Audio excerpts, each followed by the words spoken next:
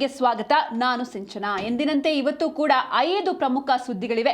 ಒಂದೊಂದಾಗಿ in detail ನಾನು ನಿಮಗೆ ಮಾಹಿತಿಯನ್ನ ಕೊಡ್ತಾ ಹೋಗ್ತೀನಿ. ಸೊ ಮೊದಲನೇ ಸ್ಟೋರಿ, ಇಡೀ ಜಗತ್ತಿನ ಕಣ್ಣು ಸದ್ಯ ಇರಾನ್ ದೇಶದ ಮೇಲಿದೆ. ಯಾಕಂದ್ರೆ ಇರಾನ್ನ ಸುಪ್ರೀಂ ಲೀಡರ್ ಅಂದ್ರೆ ಸರ್ವೋಚ್ಚ ನಾಯಕ ಆಗಿದ್ದವರ ಅಂತ್ಯಕ್ರಿಯೆ ಈಗ ನಡೀತಾ ಇದೆ. ಅಂದ್ರೆ 4 ತಿಂಗಳ ಬಳಿಕ ಇರಾನ್ನಲ್ಲಿ ಆಯತೊಲ್ಲಾ ಅಲಿ ಖಮೇನಿಯ ಅಂತ್ಯಕ್ರಿಯೆ ನಡೀತಾ ಇದೆ. ಜೊತೆಗೆ ಇದು ಇಡೀ ಇರಾನ್ ಇತಿಹಾಸದಲ್ಲೇ ಅತಿ ದೊಡ್ಡ ಅಂತ್ಯಕ್ರಿಯೆ, ಜೊತೆಗೆ ಇಡೀ ಜಗತ್ತೇ ನೆನಪಿನಲ್ಲಿ ಇಟ್ಕೊಳ್ಬೇಕಾದಂತಹ ಒಂದು ಅಂತ್ಯಕ್ರಿಯೆ. ಹಾಗಾದ್ರೆ ಈ ಅಂತ್ಯಕ್ರಿಯೆ ಯಾವ ರೀತಿ ನಡೀತಾ ಇದೆ, ಹಾಗೆ ಈ ಅಂತ್ಯಕ್ರಿಯೆಯಲ್ಲಿ ಒಂದಷ್ಟು ವಿಷಯಗಳು ಹೈಲೈಟ್ಸ್ ಆಗ್ತಾ ಇದೆ. ಅವರ ಪುತ್ರ ಬಂದಿಲ್ಲ, ಹಾಗೆ ಅಲ್ಲಿ ಬಂದಿರುವಂತಹ ಜನರು ಕೂಡ ಟ್ರಂಪ್ ವಿರುದ್ಧ ಒಂದಷ್ಟು ಘೋಷಣೆಗಳನ್ನ, ಶಾಪಗಳನ್ನ ಹಾಕ್ತಾ ಇದ್ದಾರೆ. ಹಾಗಾದ್ರೆ ಈ ಅಂತ್ಯಕ್ರಿಯೆಯ ಹೈಲೈಟ್ಸ್ ಏನೇನು, ಈ ಅಂತ್ಯಕ್ರಿಯೆ ಬಗ್ಗೆ ಪಿನ್ ಟು ಪಿನ್ ಮಾಹಿತಿಯನ್ನು ನಾನು ನಿಮಗೆ ನೀಡ್ತಾ ಹೋಗ್ತೀನಿ.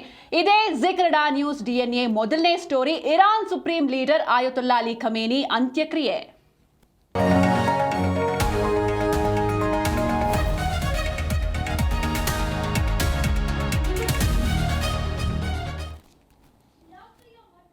ಫೆಬ್ರವರಿ 28, ಬಹುಶಃ ಇಡೀ ಜಗತ್ತು ಈ ಒಂದು ದಿನಾಂಕವನ್ನು ಮರೆಯೋದಕ್ಕೆ ಸಾಧ್ಯನೇ ಇಲ್ಲ. ಯಾಕಂದ್ರೆ ಅವತ್ತು ಸಡನ್ ಆಗಿ ಅಮೆರಿಕ ಹಾಗೂ ಇಸ್ರೇಲ್ ಜಂಟಿಯಾಗಿ ಸೇರ್ಕೊಂಡು ಇರಾನ್ ವಿರುದ್ಧ ಒಂದು ಯುದ್ಧವನ್ನ ಸಾರುತ್ತೆ. ಅದು ಯಾವುದೇ ಒಂದು ಸೂಚನೆ ಅಥವಾ ಒಂದು ಕ್ಲೂ ಕೂಡ ಸಿಕ್ಕಿರಲಿಲ್ಲ ಈ ರೀತಿ ಯುದ್ಧ ಆಗುತ್ತೆ ಅಂತ. ಹಾಗೆ ಅದೇ ದಿನ ಫೆಬ್ರವರಿ 28 ಶನಿವಾರ, ಅವತ್ತೇ ಖಮೇನಿಯ ಹತ್ಯೆ ಆಗುತ್ತೆ. ಇರಾನ್ನ ಸುಪ್ರೀಂ ಲೀಡರ್ ಖಮೇನಿ ಹಿಂದೆಯೂ ಕೂಡ ಯಾವಾಗ ಲಾಸ್ಟ್ ಇಯರ್ ಯುದ್ಧವನ್ನ ಸಾರ್ತಾರೆ, ಒಂದು 12 ದಿನಗಳ ಯುದ್ಧ ಇಸ್ರೇಲ್ ಹಾಗೂ ಇರಾನ್ ನಡುವೆ ನಡೆಯುತ್ತೆ. ಅದರಲ್ಲಿ ಅಮೆರಿಕ ಪಾತ್ರ ಏನು ಇರೋದಿಲ್ಲ. ಆ ಸಂದರ್ಭದಲ್ಲೂ ಕೂಡ ಈ ಯುದ್ಧದ ಮುಖ್ಯ ಉದ್ದೇಶ ಒಂದು ಆ ಪರಮಾಣು ವಿಚಾರ, ಮತ್ತೆ ಇನ್ನೊಂದು ಸುಪ್ರೀಂ ಲೀಡರ್ನ ಹತ್ಯೆ ಆಗಬೇಕು ಎನ್ನುವಂಥ ಉದ್ದೇಶದಿಂದಲೇ ಯುದ್ಧವನ್ನ ಮಾಡಲಾಗಿತ್ತು. ಬಟ್ ಕಳೆದ ಬಾರಿ ಖಮೇನಿ ಬಚಾವಾಗಿದ್ರು. ಆದ್ರೆ ಈ ಬಾರಿ ಫೆಬ್ರವರಿ 28ಕ್ಕೆ ಖಮೇನಿ ಅವರ ಹತ್ಯೆ ಆಗತ್ತೆ. ಅದಾದ್ಮೇಲೆ ಸತತ 125 ದಿನಗಳ ಬಳಿಕ, ಅಂದ್ರೆ 4 ತಿಂಗಳ ಬಳಿಕ ಖಮೇನಿಯ ಅಂತ್ಯಕ್ರಿಯೆ ನಡೀತಾ ಇದೆ.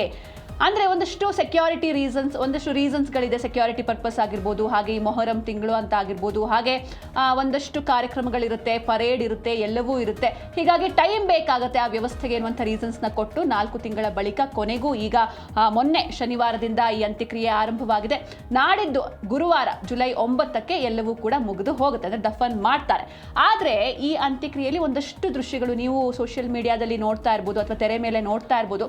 ಒಂದಷ್ಟು ಜನ, ಅಂದರೆ ಈ ಖಮೇನಿ ಅವರಿಗೆ ಟೋಟಲ್ ಆಗಿ 6 ಜನ ಮಕ್ಕಳು, ಅದರಲ್ಲಿ 4 ಗಂಡು ಮಕ್ಕಳು, 2 ಹೆಣ್ಣು ಮಕ್ಕಳು. ಅವರೆಲ್ಲರೂ ಕೂಡ, ಅದರಲ್ಲಿ ಒಬ್ಬರು ಮೊಸ್ತಬಾ ಖಮೇನಿ ಕೂಡ ಈಗಿನ ಸರ್ವೋಚ್ಚ ನಾಯಕ, ಹಾಗೆ ಇನ್ನೊಬ್ಬರು ಪುತ್ರಿ ಮೃತಪಟ್ಟಿದ್ರು ದಾಳಿಯಲ್ಲಿ. ಉಳಿದಂತಹ ಮಕ್ಕಳು ತನ್ನ ತಂದೆಯ ಶವದ ಮುಂದೆ ಬಿಕ್ಕಿ ಬಿಕ್ಕಿ ಅಳ್ತಾ ಇರುವಂತಹ ದೃಶ್ಯಗಳನ್ನು ನೀವು ಕೂಡ ಗಮನಿಸ್ತಾ ಇದ್ದೀರಾ. ಇದರ ಜೊತೆಗೆ ಇಲ್ಲಿ ಇರಾನ್ನ ಸದ್ಯದ ಸರ್ವೋಚ್ಚ ನಾಯಕ ಮೊಸ್ತಬಾ ಖಮೇನಿ, ಹಾಗೆ ಉತ್ತರಾಧಿಕಾರಿ ಅಂತ ಏನು ಕರಿತೀವಿ, ಆತ ಅಟ್ಲೀಸ್ಟ್ ಈ ಅಂತ್ಯಕ್ರಿಯೆಗಾದ್ರೂ, ತನ್ನ ತಂದೆಯ ಅಂತ್ಯಕ್ರಿಯೆಗೆ ಬರಬಹುದು ಎನ್ನುವಂಥ ನಿರೀಕ್ಷೆಯಲ್ಲಿ ಇಡೀ ಜಗತ್ತಿತ್ತು. ಎಲ್ಲೂ ಕೂಡ ಇಲ್ಲಿವರೆಗೂ ಮುಸ್ತಬಾ ಖಮೇನಿ ಸಾರ್ವಜನಿಕವಾಗಿ ಕಾಣಿಸಿಕೊಂಡಿರಲಿಲ್ಲ. ಕೇವಲ ಅವ್ರ ಕಡೆಯಿಂದ ಪೋಸ್ಟ್ಗಳು, ಒಂದಷ್ಟು ಟ್ವೀಟ್ಗಳು ಮಾತ್ರ ಬರ್ತಾ ಇತ್ತು. ಆದರೆ ಫಿಸಿಕಲ್ ಆಗಿ ಅವರು ಎಲ್ಲೂ ಕೂಡ ಹೊರಗಡೆ ಬಂದಿರಲಿಲ್ಲ, ಮುನ್ನೆಲೆಗೆ ಬಂದಿರಲಿಲ್ಲ. ಬಟ್ ಅಂತ್ಯಕ್ರಿಯೆಗಾದ್ರೂ ಬಂದೇ ಬರ್ತಾರೆ, ಯಾಕಂದ್ರೆ ಅದು ಅವರ ತಂದೆಯ ಅಂತ್ಯಕ್ರಿಯೆ ಅಂತ ಎಲ್ಲರೂ ಕೂಡ ಕಾದು ಕುಳಿತಿದ್ರು. ಬಟ್ ಅಂತ್ಯಕ್ರಿಯೆಯಲ್ಲಿ ಮೊಸ್ತಬಾ ಖಮೇನಿ ಎಲ್ಲೂ ಕೂಡ ಇದುವರೆಗೂ ಕಾಣಿಸಿಕೊಂಡಿಲ್ಲ, ಹಾಗೆ ಮುಂದೆನೂ ಕೂಡ ಬರೋದಿಲ್ಲ ಎನ್ನುವಂಥ ಮಾಹಿತಿಗಳು ಕೂಡ ಸಿಗ್ತಾ ಇದೆ. ಇದರ ಜೊತೆಗೆ ಮತ್ತೊಂದೇನಂದ್ರೆ, ಅಲ್ಲಿ ಇರಾನಿಯನ್ನರು ಟ್ರಂಪ್ಗೆ ಹಿಡಿ ಶಾಪ ಹಾಕ್ತಿದ್ದಾರೆ. ಕೇವಲ ಟ್ರಂಪ್ ಮಾತ್ರ ಅಲ್ಲ, ಕಂಪ್ಲೀಟ್ ಆಗಿ ಅಮೆರಿಕಾಗೆ ಅಥವಾ ಇಸ್ರೇಲ್ಗೆ, ನೆತನ್ಯಾಹುಗೆ, ಎಲ್ಲರಿಗೂ ಕೂಡ ಶಾಪವನ್ನು ಹಾಕೊಂಡು ಬರ್ತಾ ಇದ್ದಾರೆ. ನಾವು ಗಮನಿಸಬಹುದು, ಯಾವಾಗ ಈ ಖಮೇನಿ ತೀರ್ ಹೋದ್ರು ಅಥವಾ ಹತ್ಯೆಯಾದ್ರು ಎನ್ನುವಂಥ ವಿಚಾರ ಗೊತ್ತಾಗುತ್ತೆ, ಅಲ್ಲಿ ಇರಾನ್ನಲ್ಲಿ 2 ರೀತಿಯ ದೃಶ್ಯಗಳನ್ನು ನಾವು ನೋಡಿದ್ವಿ. ಒಂದಷ್ಟು ಜನ ಕಂಬನಿಯನ್ನ ಮಿಡಿದಿದ್ರು, ಅವರು ಖಮೇನಿಯ ಬೆಂಬಲಿಗರು. ಮತ್ತೊಂದಷ್ಟು ಜನ ಸೆಲೆಬ್ರೇಟ್ ಮಾಡಿದ್ರು ಅದನ್ನ. ಈಗ ನಮಗೆ ಫ್ರೀಡಮ್ ಸಿಕ್ಕಿದೆ, ಇರಾನ್ ಫ್ರೀ ಆಗಿದೆ, ಫ್ರೀ ಇರಾನ್, ಇದೇ ಬೇಕಾಗಿತ್ತು ನಮಗೆ ಅಂತ ಖಮೇನಿಯ ಹತ್ಯೆಯನ್ನ ಅಥವಾ ಸಾವನ್ನ ಸಂಭ್ರಮಿಸಿದ್ರು. ಆದ್ರೆ ಇವಾಗ ಏನು ಅಂತ್ಯಕ್ರಿಯೆ ನಡೀತಾ ಇದೆ, ಖಮೇನಿಯ ಬೆಂಬಲಿಗರು ಸಾಕಷ್ಟು ಸಂಖ್ಯೆಯಲ್ಲಿ, ಕೋಟಿ ಜನ ಅಲ್ಲಿ ಬಂದು ಕಂಬನಿಯನ್ನ ಮಿಡಿತಾ ಇದ್ದಾರೆ. ಅದರ ಜೊತೆಗೆ ಟ್ರಂಪ್ ವಿರುದ್ಧ ಒಂದಷ್ಟು ಘೋಷಣೆಗಳು ಕೂಡ ಕೇಳಿ ಬರ್ತಾ ಇದೆ. ಹಾಗೆ ಈ ಒಂದು ಅಂತ್ಯಕ್ರಿಯೆಯಲ್ಲಿ ನಾನಾಗಲೇ ಹೇಳ್ದಾಗೆ, ಯಾವಾಗ ಫೆಬ್ರವರಿ 28ಕ್ಕೆ ದಾಳಿ ಆಗುತ್ತೆ, ಖಮೇನಿ ಹತ್ಯೆ ಆಗುತ್ತೆ, ಜೊತೆಗೆ ಅವರ ಪುತ್ರಿ, ಅಳಿಯ, ಹಾಗೆ ಒಂದು ಪುಟ್ಟ ಮಗು, 14 ತಿಂಗಳ ಪುಟ್ಟ ಕಂದಮ್ಮ ಕೂಡ ಮೃತಪಟ್ಟಿತ್ತು. ಅವರೆಲ್ಲರ ದೇಹವನ್ನು ಕೂಡ ಇಟ್ಟು ಅಂತ್ಯಕ್ರಿಯೆಯನ್ನು ಮಾಡಲಾಗ್ತಾ ಇದೆ. ಈ ಅಂತ್ಯಕ್ರಿಯೆಗೆ ಸಾಕಷ್ಟು ಸಂಖ್ಯೆಯಲ್ಲಿ ಜನರು ಕೂಡ ಬರ್ತಾ ಇದ್ದಾರೆ. ಇನ್ನು ಗುರುವಾರದ ತನಕವೂ ಕೂಡ ಈ ಒಂದು ಕಾರ್ಯಕ್ರಮ ನಡೆಯುತ್ತೆ. ಹಾಗಾದರೆ ಈ ಅಂತ್ಯಕ್ರಿಯೆ ಹೈಲೈಟ್ಸ್ ಏನೇನು ಅಂತ ನೋಡ್ತಾ ಹೋಗೋಣ, ಯಾವ ರೀತಿ ಸಾಗುತ್ತೆ ಅಂತ. 4 ತಿಂಗಳ ಬಳಿಕ ಖಮೇನಿ ಅಂತ್ಯಕ್ರಿಯೆ ನಡೀತಾ ಇದೆ. ಯಾವ ರೀತಿ ಸಾಗುತ್ತೆ, ಯಾವ್ಯಾವ ದಿನ ಏನೆಲ್ಲ ಇರುತ್ತೆ ಅಂತ ನೋಡ್ತಾ ಹೋಗೋದಾದ್ರೆ, 4 ತಿಂಗಳ ಬಳಿಕ ಖಮೇನಿ ಅಂತ್ಯಕ್ರಿಯೆಯ ಅಂತಿಮ ಯಾತ್ರೆಯ ಸ್ಕೆಡ್ಯೂಲ್ ಯಾವ ರೀತಿ ಇರುತ್ತೆ ಅಂತ ಅಂದರೆ, ಜುಲೈ 4ರಂದು ಟೆಹರಾನ್ನ ಮಸೀದಿಯಲ್ಲಿ ಗಣ್ಯರು ದರ್ಶನವನ್ನು ಪಡೆದ್ರು. ಅಂದರೆ ಖಮೇನಿ ಸತ್ತು ಸುಮಾರು 4 ತಿಂಗಳು ಕಳೆದ ಬಳಿಕ ಅಂತ್ಯಕ್ರಿಯೆ ನಡೀತಾ ಇದೆ. ಜುಲೈ 4ರಿಂದ ಸ್ಟಾರ್ಟ್ ಆಗಿದೆ, ಜುಲೈ 9ಕ್ಕೆ ಮುಗಿಯುತ್ತೆ. ಮೊದಲ ಹಂತವಾಗಿ ಜುಲೈ 4ರಿಂದ 5ರವರೆಗೆ ರಾಜಧಾನಿ ಟೆಹರಾನ್ನ ಪ್ರಸಿದ್ಧ ಮೊಸಲ್ಲಾ ಮಸೀದಿಯಲ್ಲಿ ಸಾರ್ವಜನಿಕರು ಹಾಗೂ ಜಾಗತಿಕ ಗಣ್ಯರ ದರ್ಶನಕ್ಕಾಗಿ ಪಾರ್ಥಿವ ಶರೀರವನ್ನು ಇಡಲಾಗಿತ್ತು. ಲಕ್ಷಾಂತರ ಜನರು ತಮ್ಮ ನಾಯಕನಿಗೆ ಕಣ್ಣೀರಿನ ವಿದಾಯ ಹೇಳಿದ್ರು. ನೀವು ದೃಶ್ಯದಲ್ಲಿ ನೋಡಿದ್ರಿ.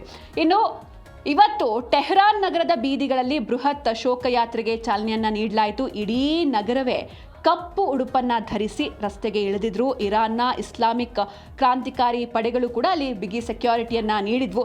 ಜುಲೈ 7ರಂದು ಅಂದರೆ ನಾಳೆ ಖಮೇನಿಯವರ ಪಾರ್ಥಿವ ಶರೀರವನ್ನು ಇರಾನ್ನ ಪವಿತ್ರ ನಗರವಾದಂತಹ ಕೊಮ್ಗೆ ತಗೊಂಡು ಹೋಗಲಾಗುತ್ತೆ. ಅಲ್ಲಿಂದ ಜುಲೈ 8ರಂದು ಅಂದರೆ ನಾಡಿದ್ದು ಬುಧವಾರ ಇರಾಕ್ನಲ್ಲಿರುವಂತಹ ಶಿಯಾ ಮುಸ್ಲಿಮರ ಅತ್ಯಂತ ಪವಿತ್ರ ಧಾರ್ಮಿಕ ಕೇಂದ್ರಗಳಾದ ನಜಾಫ್ ಹಾಗೆ ಕರ್ಬಲಾ ನಗರಗಳಿಗೆ ಸಾಗಿಸಿ ಅಲ್ಲಿ ವಿಶೇಷ ಪ್ರಾರ್ಥನೆಯನ್ನು ಸಲ್ಲಿಸಲಾಗುತ್ತೆ.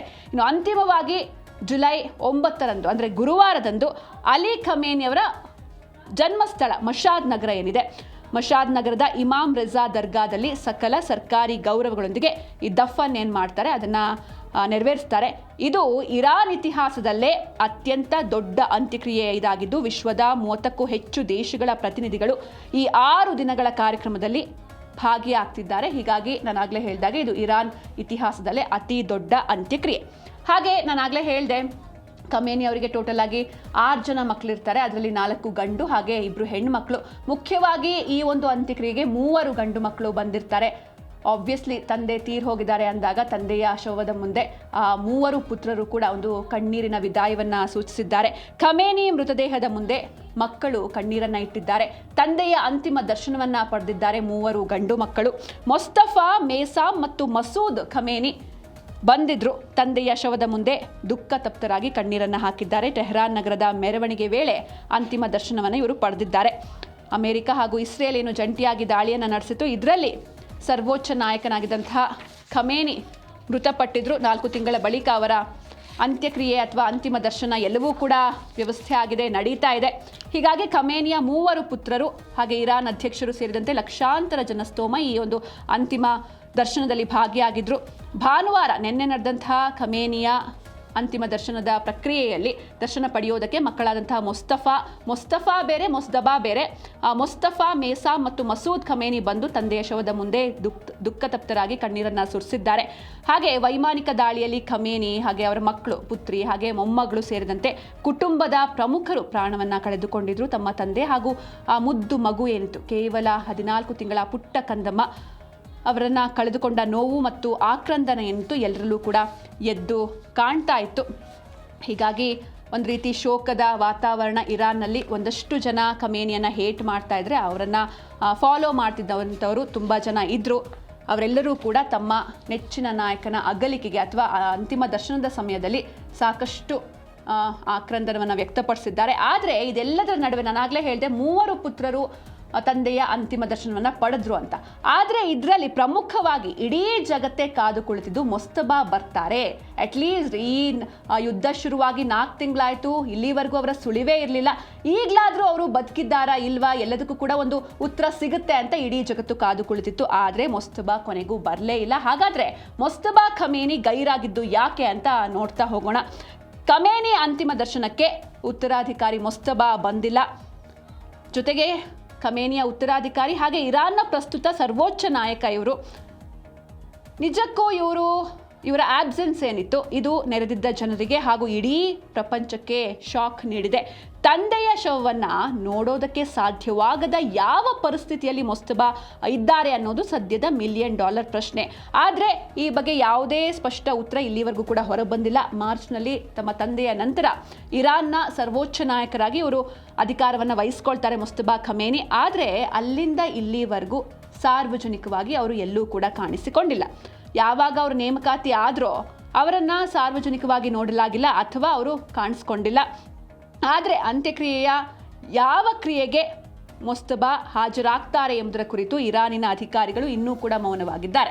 ಹಾಗಾದರೆ ಈ ಹಿಂದೆ ಏನು ಅಮೆರಿಕ ಹೇಳ್ಕೊಂಡು ಬಂದಿತ್ತು, ಇಲ್ಲ ಅವರು ತೀರ್ ಹೋಗಿದ್ದಾರೆ, ಆತನನ್ನು ಕೂಡ ನಾವು ಹತ್ಯೆ ಮಾಡಿದ್ದೀವಿ ಅಂತ ಏನು ಹೇಳ್ಕೊಂಡು ಬಂದಿತ್ತು, ಹಾಗಾದರೆ ಅದು ನಿಜಾನ ಅನ್ನುವಂಥ ಪ್ರಶ್ನೆಗಳು ಕೂಡ ಮೂಡುತ್ತೆ. ಮತ್ತೊಂದು ಕಡೆ ಇದರಲ್ಲಿ ದಾಳಿಯಲ್ಲಿ ಯಾವಾಗ ಖಮೇನಿ ಮೇಲೆ ಅಟ್ಯಾಕ್ ಆಗುತ್ತೆ ಫೆಬ್ರವರಿ 28, ಅದರಲ್ಲಿ ಆತನ ಪುತ್ರ ಮೊಸ್ತಬಾ ಮೇಲೂ ಕೂಡ ಅಟ್ಯಾಕ್ ಆಗಿದೆ, ಕೋಮಾ ಹೋಗಿದ್ರು, ಗಾಯ ಆಗಿದೆ, ಕಾಲು ಮುರಿದು ಹೋಗಿದೆ, ಏನೆಲ್ಲ ಒಂದಷ್ಟು ವಿಷಯಗಳು ಹರಿದಾಡ್ತಾ ಇತ್ತು. ಹಾಗಾದರೆ ಅದೆಲ್ಲವೂ ಕೂಡ ನಿಜಾನ, ನಿಜಕ್ಕೂ ಮೊಸ್ತಬಾಗೆ ಏನಾಗಿದೆ ಎನ್ನುವಂಥ ಪ್ರಶ್ನೆಗಳು ಎಲ್ಲರಲ್ಲೂ ಕೂಡ ಮೂಡ್ತಾ ಇದೆ. ಹಾಗಾದ್ರೆ ಇಡೀ ಜಗತ್ತಿಗೆ ಸದ್ಯಕ್ಕೆ ಕಾಡ್ತಾ ಇರುವಂತಹ ಪ್ರಶ್ನೆ ಏನಪ್ಪಾ ಅಂದ್ರೆ, ಮೊಸ್ತಬಾ ಖಮೇನಿ ಎಲ್ಲಿದ್ದಾರೆ?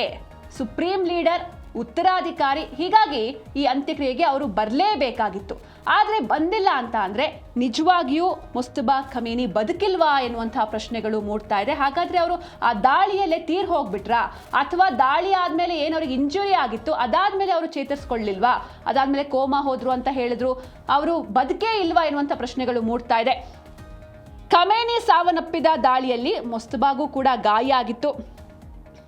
ಹಾಗೆ ಅದಾದಮೇಲೆ ಚೇತರಿಸ್ಕೊಂಡ್ರು ಅಂತ ಇರಾನ್ ಎಲ್ಲ ಹೇಳ್ತಾ ಬಂತು. ಬಟ್ ಅಮೇರಿಕ ಮಾತ್ರ ಇಲ್ಲ, ಕೋಮಾದಲ್ಲಿದ್ದಾರೆ ಅಂತೆಲ್ಲ ಹೇಳಿದ್ರು. ಆದರೆ ಅದಾದಮೇಲೆ ಯಾವುದೇ ಕಾರ್ಯಕ್ರಮದಲ್ಲೂ ಕೂಡ ಮೊಸ್ತಬಾ ಕಾಣಿಸ್ಕೊಂಡಿಲ್ಲ. ಅಷ್ಟೇ ಅಲ್ಲದೆ ತಂದೆಯ ಹೆಣವನ್ನು ನೋಡೋದಕ್ಕೆ ಬಾರದೇ ಇರೋದು ಮೊಸ್ತಬಾ ಸಾವಿನ ಬಗ್ಗೆ ಮತ್ತೆ ವದಂತಿ ಕೇಳಿ ಬರ್ತಾ ಇದೆ. ಆಯತುಲ್ಲಾ ಅಲಿ ಖಮೇನಿ ಸಾವನ್ನಪ್ಪಿದ ದಾಳಿಯಲ್ಲಿ ಮೊಸ್ತಬಾ ಕೂಡ ಗಾಯಗೊಂಡಿದ್ರು ಅಂತ ಖುದ್ದು ಇರಾನ್ ಒಪ್ಕೊಂಡಿತ್ತು. ಅದಾದ ಬಳಿಕ ಸರ್ವೋಚ್ಚ ನಾಯಕನ ಆರೋಗ್ಯ ಸುಧಾರಿಸಿದೆ ಅಂತ ಒಂದು ಸ್ಪಷ್ಟನೆಯನ್ನು ಕೂಡ ಇರಾನ್ ಕಡೆಯಿಂದ ನೀಡಲಾಗಿತ್ತು. ಬಟ್ ಅಟ್ಲೀಸ್ಟ್ ಈಗಲಾದರೂ ಬರ್ತಾರೆ, ಫಿಸಿಕಲಿ ನಾನು ಇದೇನೆ ಅಂತ ಅವರು ತೋರಿಸ್ಕೊಳ್ಳೋದಕ್ಕೆ ಜಗತ್ತಿನ ಮುಂದೆ ಬರ್ತಾರೆ ಅಂತ ಅಂದ್ಕೊಂಡಿದ್ರು. ಬಟ್ ಸ್ಟಿಲ್ ಅದು ಆಗಿಲ್ಲ. ಮೇ ಬಿ ಇದಕ್ಕೆ ಇರಾನ್ ಯಾವ ರೀತಿ ರಿಯಾಕ್ಟ್ ಮಾಡುತ್ತೆ ಅಂತ ಗೊತ್ತಿಲ್ಲ. ಸೆಕ್ಯೂರಿಟಿ ರೀಸನ್ಸ್ಗೆ ಅಂದರೆ ಈ ಅಮೇರಿಕ ಹಾಗೂ ಇಸ್ರೇಲ್ ಮೊಸ್ತಬಾ ಅವ್ರ ಮೇಲೂ ಅಟ್ಯಾಕ್ ಮಾಡಿದ್ರಿಂದ ಮತ್ತೆ ಈಗ ಅವರು ಸುಪ್ರೀಂ ಲೀಡರ್ ಆಗಿ ಅಧಿಕಾರವನ್ನು ವಹಿಸಿಕೊಂಡಿರೋದ್ರಿಂದ ಮತ್ತೆ ಅಟ್ಯಾಕ್ ಆಗಬಹುದು ಎನ್ನುವಂಥ ನಿಟ್ಟಿನಲ್ಲಿ ಏನಾದರೂ ಬರಲಿಲ್ವಾ, ಅಥವಾ ನಿಜವಾಗಿಯೂ ಮೊಸ್ತಬಾ ಬದುಕೇ ಇಲ್ವಾ, ಏನು ಎತ್ತ ಎಲ್ಲವೂ ಕೂಡ ಇನ್ನೂ ಪ್ರಶ್ನೆಯಾಗಿ ಉಳಿದಿದೆ. ಹೀಗಾಗಿ ಅಟ್ಲೀಸ್ಟ್ ಈ ಒಂದು ಅಂತ್ಯಕ್ರಿಯೆಯಲ್ಲಾದರೂ ಉತ್ತರ ಸಿಗುತ್ತೆ ಅಂತ ಎಲ್ಲರೂ ಕಾಯ್ಕೊಂಡು ಕುಳಿತಿದ್ರು. ಆದರೆ ಈ ಅಂತ್ಯಕ್ರಿಯೆಯಲ್ಲೂ ಇಲ್ಲಿವರೆಗೂ ಅವರು ಕಾಣಿಸ್ಕೊಂಡಿಲ್ಲ. ಬಟ್ ಮುಂದೆ ಅಂದರೆ ಇದು 9ನೇ ತಾರೀಕು ತನಕ ಇರುತ್ತೆ, ನಾಡಿದ್ದು ಗುರುವಾರದ ತನಕ. ಹೀಗಾಗಿ ಅವತ್ತಾದರೂ ಅಟ್ಲೀಸ್ಟ್ ಲಾಸ್ಟ್ ಡೇನಾದರೂ ತಮ್ಮ ತಂದೆಯ ಮುಖವನ್ನು ನೋಡೋದಕ್ಕೆ ಮೊಸ್ತಬಾ ಖಮೇನಿ ಬರ್ತಾರಾ, ಏನು ಎತ್ತ ಎಲ್ಲವನ್ನೂ ಕೂಡ ಕಾದು ನೋಡಬೇಕಿದೆ. ಹಾಗೆ ಸಾಕಷ್ಟು ಜನ ಈ ಒಂದು ಅಂತಿಮ ದರ್ಶನದಲ್ಲಿ ಭಾಗಿಯಾಗಿದ್ದಾರೆ. ಯಾವುದೇ ಅಹಿತಕರ ಘಟನೆಗಳು ನಡೀಬಾರ್ದು, ಯಾಕಂದರೆ ಈ ರೀತಿ ಎಲ್ಲರೂ ಒಟ್ಟಾಗಿ ಗುಂಪಾಗಿ ಸೇರಿದ್ದಾರೆ. ಕೋಟಿ ಜನ, 2 ಕೋಟಿ ಜನ ಸೇರಿರುವಂಥ ನಿರೀಕ್ಷೆ ಕೂಡ ಇದೆ. ಹೀಗಾಗಿ ಇಷ್ಟು ಜನ ಒಂದೇ ಕಡೆ ಸೇರಿರೋದ್ರಿಂದ ಮತ್ತೆ ಅಟ್ಯಾಕ್ಗಳು ಏನಾದರೂ ನಡಿಬಹುದಾ ಎನ್ನುವಂಥ ನಿಟ್ಟಿನಲ್ಲಿ ಒಂದಷ್ಟು ಬಿಗಿ ಭದ್ರತೆಯನ್ನು ಕೂಡ, ಸೆಕ್ಯೂರಿಟಿಯನ್ನು ಕೂಡ ನೀಡಲಾಗಿದೆ. ಇಲ್ಲಿವರೆಗೂ ಯಾವುದೇ ಅಹಿತಕರ ಘಟನೆ ನಡೆದಿಲ್ಲ. ಆದರೆ ಇದರ ನಡುವೆ ಅಮೆರಿಕ ವಿರುದ್ಧ ಇರಾನ್ ಜನರು ಹಿಡಿಶಾಪ ಹಾಕ್ತಿದ್ದಾರೆ. ಒಂದಷ್ಟು ಜನ ಖಮೇನಿ ಹತ್ಯೆಯಾದಾಗ ಸೆಲೆಬ್ರೇಟ್ ಮಾಡಿದ್ರು, ಹಾಗೆ ಅಮೆರಿಕವನ್ನು ಹಾಡಿ ಹೊಗಳಿದ್ರು, ಟ್ರಂಪ್ ಪರ ಘೋಷಣೆಗಳನ್ನು ಕೂಗಿದ್ರು. ಆದರೆ ಮತ್ತೊಂದಷ್ಟು ಜನ ಅಂದರೆ ಖಮೇನಿಯ ಬೆಂಬಲಿಗರು ಯಾರಿದ್ರು ಅವರು ಅಂತ್ಯಕ್ರಿಯೆ ಟೈಮ್ನಲ್ಲಿ ಈ ಅಮೆರಿಕ ವಿರುದ್ಧ ಹಿಡಿಶಾಪವನ್ನು ಹಾಕಿದ್ದಾರೆ. ಯಾವ ರೀತಿ ಘೋಷಣೆಗಳು ಅಮೆರಿಕದ ವಿರುದ್ಧ ಕೇಳಿ ಬಂದ್ವು ಅಂತ ನೋಡ್ತಾ ಹೋಗೋದಾದ್ರೆ, ಅಮೆರಿಕ ವಿರುದ್ಧ ಇರಾನಿಯನ್ನರ ಹಿಡಿಶಾಪ ಯಾವ ರೀತಿ, death to America, death to Israel, ಹಾಗೆ ಡೆತ್ ಟು ಟ್ರಂಪ್ ಎನ್ನುವಂಥ ಒಂದು ಘೋಷಣೆಗಳು ಕೇಳಿ ಬರ್ತಾ ಇದೆ. ಅಂದರೆ ಅವರಿಗೂ ಕೂಡ ಇದೇ ರೀತಿ ಸಾವು ಬರಲಿ, ನಮ್ಮ ಸುಪ್ರೀಂ ಲೀಡರ್ನ ಯಾವ ರೀತಿ ಅವರು ಹತ್ಯೆ ಮಾಡಿದ್ರು, ಏಕಾಏಕಿ ಯಾವುದೇ ವಿತೌಟ್ ಇನ್ಫಾರ್ಮಿಂಗ್ ಯಾವ ರೀತಿ ಹತ್ಯೆಯನ್ನು ನಡೆಸಿದ್ರು, ಅದೇ ರೀತಿ ಅಮೆರಿಕಾಗೂ ಕೂಡ ಸಾವು ಬರಲಿ, ಇಸ್ರೇಲ್ಗೂ ಸಾವು ಬರಲಿ. ಜೊತೆಗೆ ಅದರ ನಾಯಕರು ಯಾರಿದ್ದಾರೆ, ಈಗ ಅಮೆರಿಕ ಅಂತ ಬಂದರೆ ಟ್ರಂಪ್, ಹಾಗೆ ಮತ್ತೊಂದು ಕಡೆ ನೆತನ್ಯಾಹು ಇಸ್ರೇಲ್ ಅಂತ ಬಂದರೆ ಅವ್ರಿಗೂ ಇದೇ ಥರದಂಥ ಒಂದು ಕ್ರೂರ ಸಾವು ಬರಲಿ ಅನ್ನೋದು ಬೆಂಬಲಿಗರು ಮಾಡ್ತಾ ಇರುವಂತಹ ಘೋಷಣೆ. Death to America, death to Israel, death to Donald Trump ಎನ್ನುವಂಥ ಘೋಷಣೆಗಳು ಕೇಳಿ ಬರ್ತಾ ಇದೆ. ಅಮೆರಿಕ, ಇಸ್ರೇಲ್ ಮತ್ತು ಡೊನಾಲ್ಡ್ ಟ್ರಂಪ್ ವಿರುದ್ಧ ಖಮೇನಿ ಬೆಂಬಲಿಗರು ಕಿಡಿಕಾರ್ತಿದ್ದಾರೆ. ಘೋಷಣೆಯನ್ನು ಮೊಳಗಿಸಿ ಲಕ್ಷಾಂತರ ಜನರು ಖಮೇನಿ ಪಾರ್ಥಿವ ಶರೀರದ ಮುಂದೆ ಕಣ್ಣೀರನ್ನು ಇಟ್ಟಿದ್ದಾರೆ. ಟ್ರಂಪ್ ಮತ್ತು ಇಸ್ರೇಲ್ ಪ್ರಧಾನಿ ಬೆಂಜಮಿನ್ ನೆತನ್ಯಾಹುಗೆ ಹತ್ಯೆಗೆ ಕರೆಯನ್ನು ನೀಡಿದ್ದಾರೆ. ಅಮೆರಿಕವನ್ನು ಕಂಪ್ಲೀಟ್ ಆಗಿ ನಿರ್ನಾಮ ಮಾಡುವಂತಹ ಒಂದಷ್ಟು ಡೆತ್ ಪೋಸ್ಟರ್ಗಳನ್ನು ಹಿಡಿದು ತಮ್ಮ ಆಕ್ರೋಶವನ್ನು ಹೊರಹಾಕ್ತಿದ್ದಾರೆ. ಇರಾನ್ನ ದಿವಂಗತ ಸರ್ವೋಚ್ಚ ನಾಯಕ ಆಯತುಲ್ಲಾ ಅಲಿ ಖಮೇನಿ ಅಂತ್ಯಕ್ರಿಯೆ ಮೆರವಣಿಗೆಯಲ್ಲಿ ನಿನ್ನೆ ಅಂದರೆ ಭಾನುವಾರ ಲಕ್ಷಾಂತರ ಅನುಯಾಯಿಗಳು ಭಾಗವಹಿಸಿದ್ರು. ಈ ವೇಳೆ ಖಮೇನಿ ಅಭಿಮಾನಿಗಳು ಅಮೆರಿಕ, ಇಸ್ರೇಲ್ ಮತ್ತು ಡೊನಾಲ್ಡ್ ಟ್ರಂಪ್ ವಿರುದ್ಧ ಒಂದಷ್ಟು ಘೋಷಣೆಗಳನ್ನು ಕೂಗಿದ್ದಾರೆ. ಅಮೆರಿಕಾಗೆ ಸಾವು ಬರಲಿ, ಇಸ್ರೇಲ್ಗೆ ಸಾವು ಬರಲಿ ಅನ್ನುವಂಥ ಒಂದಷ್ಟು ಘೋಷಣೆಗಳು. ಲಕ್ಷಾಂತರ ಜನ ಖಮೇನಿ ಪಾರ್ಥಿವ ಶರೀರದ ಮುಂದೆ ಕಣ್ಣೀರಿಟ್ಟಿದ್ದಾರೆ. ಹಾಗೆ ಅಮೆರಿಕ ಅಧ್ಯಕ್ಷ ಡೊನಾಲ್ಡ್ ಟ್ರಂಪ್ ಇಸ್ರೇಲ್ ಪ್ರಧಾನಿ ಬೆಂಜಮಿನ್ ನೆತನ್ಯಾಹು ಅವರ ಹತ್ಯೆಗೆ ಕರೆ ನೀಡುವಂಥ ಅಂದರೆ ಪ್ರವೋಕ್ ಮಾಡುವಂಥ ಒಂದಷ್ಟು ಪೋಸ್ಟರ್ಗಳು ಟೆಹರಾನ್ ಬೀದಿಯಲ್ಲಿ ರಾರಾಜಿಸಿವೆ. ಹಾಗೆ ಜಾಗತಿಕ ಇಂಧನ ಪೂರೈಕೆಯಲ್ಲಿ ಯಾವ ರೀತಿ ತೊಂದರೆ ಆಯಿತು ಅಂತ ನಾವು ಕೂಡ ನೋಡಿದ್ವಿ. ಭಾರತಕ್ಕೂ ಕೂಡ ಅದು ಎಫೆಕ್ಟ್ ಆಗಿತ್ತು ಈ ಹಾರ್ಮುಜ್ ಜಲಸಂಧಿಯ ವಿಚಾರವಾಗಿ. ಹೀಗಾಗಿ ಈ ರೀತಿ ಇಡೀ ಜಗತ್ತಿಗೆ ತೊಂದರೆಯನ್ನು ಕೊಡ್ತಾ ಇರುವಂತಹ ಈ ಯುದ್ಧ ಏನಿದೆ, ಇಂಧನ ಪೂರೈಕೆಯನ್ನು ಅಡ್ಡಿಪಡಿಸಿರುವಂತಹ ಯುದ್ಧವನ್ನು ಶಾಶ್ವತವಾಗಿ ಕೊನೆಗೊಳಿಸುವಂತಹ ಕುರಿತು ಟೆಹರಾನ್ ಹಾಗೂ ವಾಷಿಂಗ್ಟನ್ DC ನಡುವೆ ಮಾತುಕತೆ ನಡೀತಾ ಇದ್ರೂ ಕೂಡ ಈ ಅಂದರೆ ಶಾಂತಿ ಒಪ್ಪಂದದ ಮಾತುಕತೆಗಳು ಅಥವಾ ಈ ಸೀಸ್ ಫೈರ್ನ ಮಾತುಕತೆಗಳು ಒಂದು ಕಡೆ ಸಾಗ್ತಾ ಇದೆ. ಆದರೆ ಖಮೇನಿಯ ಅಂತ್ಯಕ್ರಿಯೆಯಲ್ಲಿ ಅವರ ಅಭಿಮಾನಿಗಳು ಅಮೆರಿಕಾವನ್ನು ಕಂಪ್ಲೀಟ್ ಆಗಿ ನಿರ್ನಾಮ ಮಾಡ್ತೀವಿ ಎನ್ನುವಂಥ ಘೋಷಣೆಗಳನ್ನು ಈ ಸಂದರ್ಭದಲ್ಲಿ ಅವರು ಮೊಳಗಿಸಿದ್ದಾರೆ. ಹೀಗಾಗಿ ಒಂದು ಕಡೆ ಶಾಂತಿ ಒಪ್ಪಂದದ ಮಾತುಕತೆ, ಇನ್ನೊಂದು ಕಡೆ ಅವರ ಬೆಂಬಲಿಗರ ಆಕ್ರೋಶ, ಯಾವ ರೀತಿ ನಮ್ಮ ನಾಯಕರನ್ನು ಸಾಯಿಸಿದ್ರು.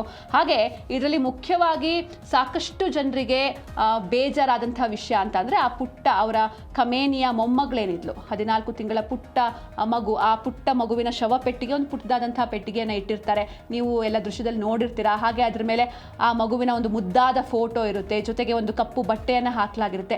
ಇದೆಲ್ಲವೂ ಕೂಡ ಅವರ ಬೆಂಬಲಿಗರಲ್ಲಿ ಸಾಕಷ್ಟು ಆಕ್ರೋಶಕ್ಕೆ ಕಾರಣ ಆಯಿತು. ಈ ರೀತಿ ಆ ಮಗುವನ್ನು ಕೂಡ ಸಾಯಿಸಿದ್ದಾರೆ, ನಮ್ಮ ನಾಯಕನನ್ನು ಸಾಯಿಸಿದ್ದಾರೆ, ಈ ರೀತಿ ಬರ್ಬರವಾಗಿ ಆತನನ್ನು ಹತ್ಯೆ ಮಾಡಿದ್ದಾರೆ. ಹೀಗಾಗಿ ಯಾವ ರೀತಿ ನಮ್ಮ ನಾಯಕನನ್ನು ಅವರು ಹತ್ಯೆ ಮಾಡಿದ್ರೋ ಅದೇ ರೀತಿ ಅವರಿಗೂ ಕೂಡ ಆಗಬೇಕು, ಅವರ ದೇಶದಲ್ಲೂ ಅದೇ ರೀತಿ ಆಗಬೇಕು. ಕಂಪ್ಲೀಟ್ ಆ ದೇಶವೇ ಸಂಪೂರ್ಣವಾಗಿ ನಿರ್ನಾಮ ಆಗಬೇಕು, ಇತಿಹಾಸದ ಪುಟಗಳನ್ನು ಸೇರಬೇಕು ಎನ್ನುವುದಾಗಿ ಒಂದಷ್ಟು ಘೋಷಣೆಗಳು ಕೇಳಿ ಬಂದಿದೆ.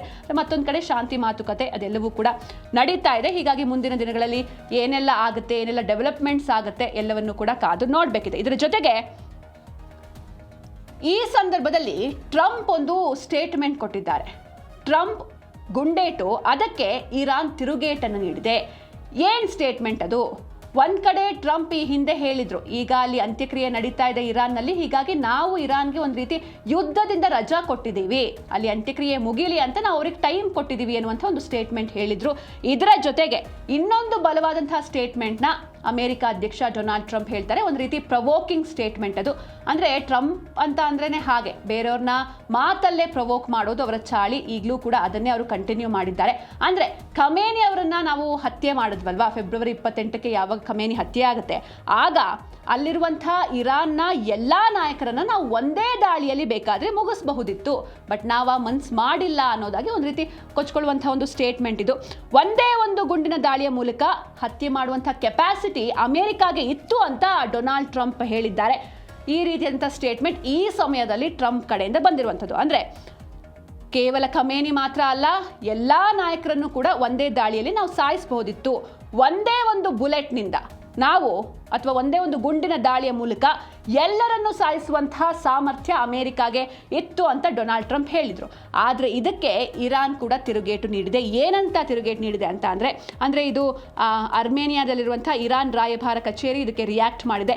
ನಿಮಗೆ ಸ್ವಲ್ಪನಾದರೂ ನಾಗರಿಕತೆ, ಇತಿಹಾಸ ಅಥವಾ ಗೌರವ ಯಾವುದೂ ಕೂಡ ಇಲ್ಲ, ಹೀಗಾಗಿ ಇಂತಹ ವಿಷಯಗಳು ಯಾವತ್ತೂ ಕೂಡ ನಿಮಗೆ ಅರ್ಥ ಆಗೋದಿಲ್ಲ ಅಂತ ಇರಾನಿಯನ್ನರು ಆಕ್ರೋಶವನ್ನು ಹೊರಹಾಕಿದ್ದಾರೆ.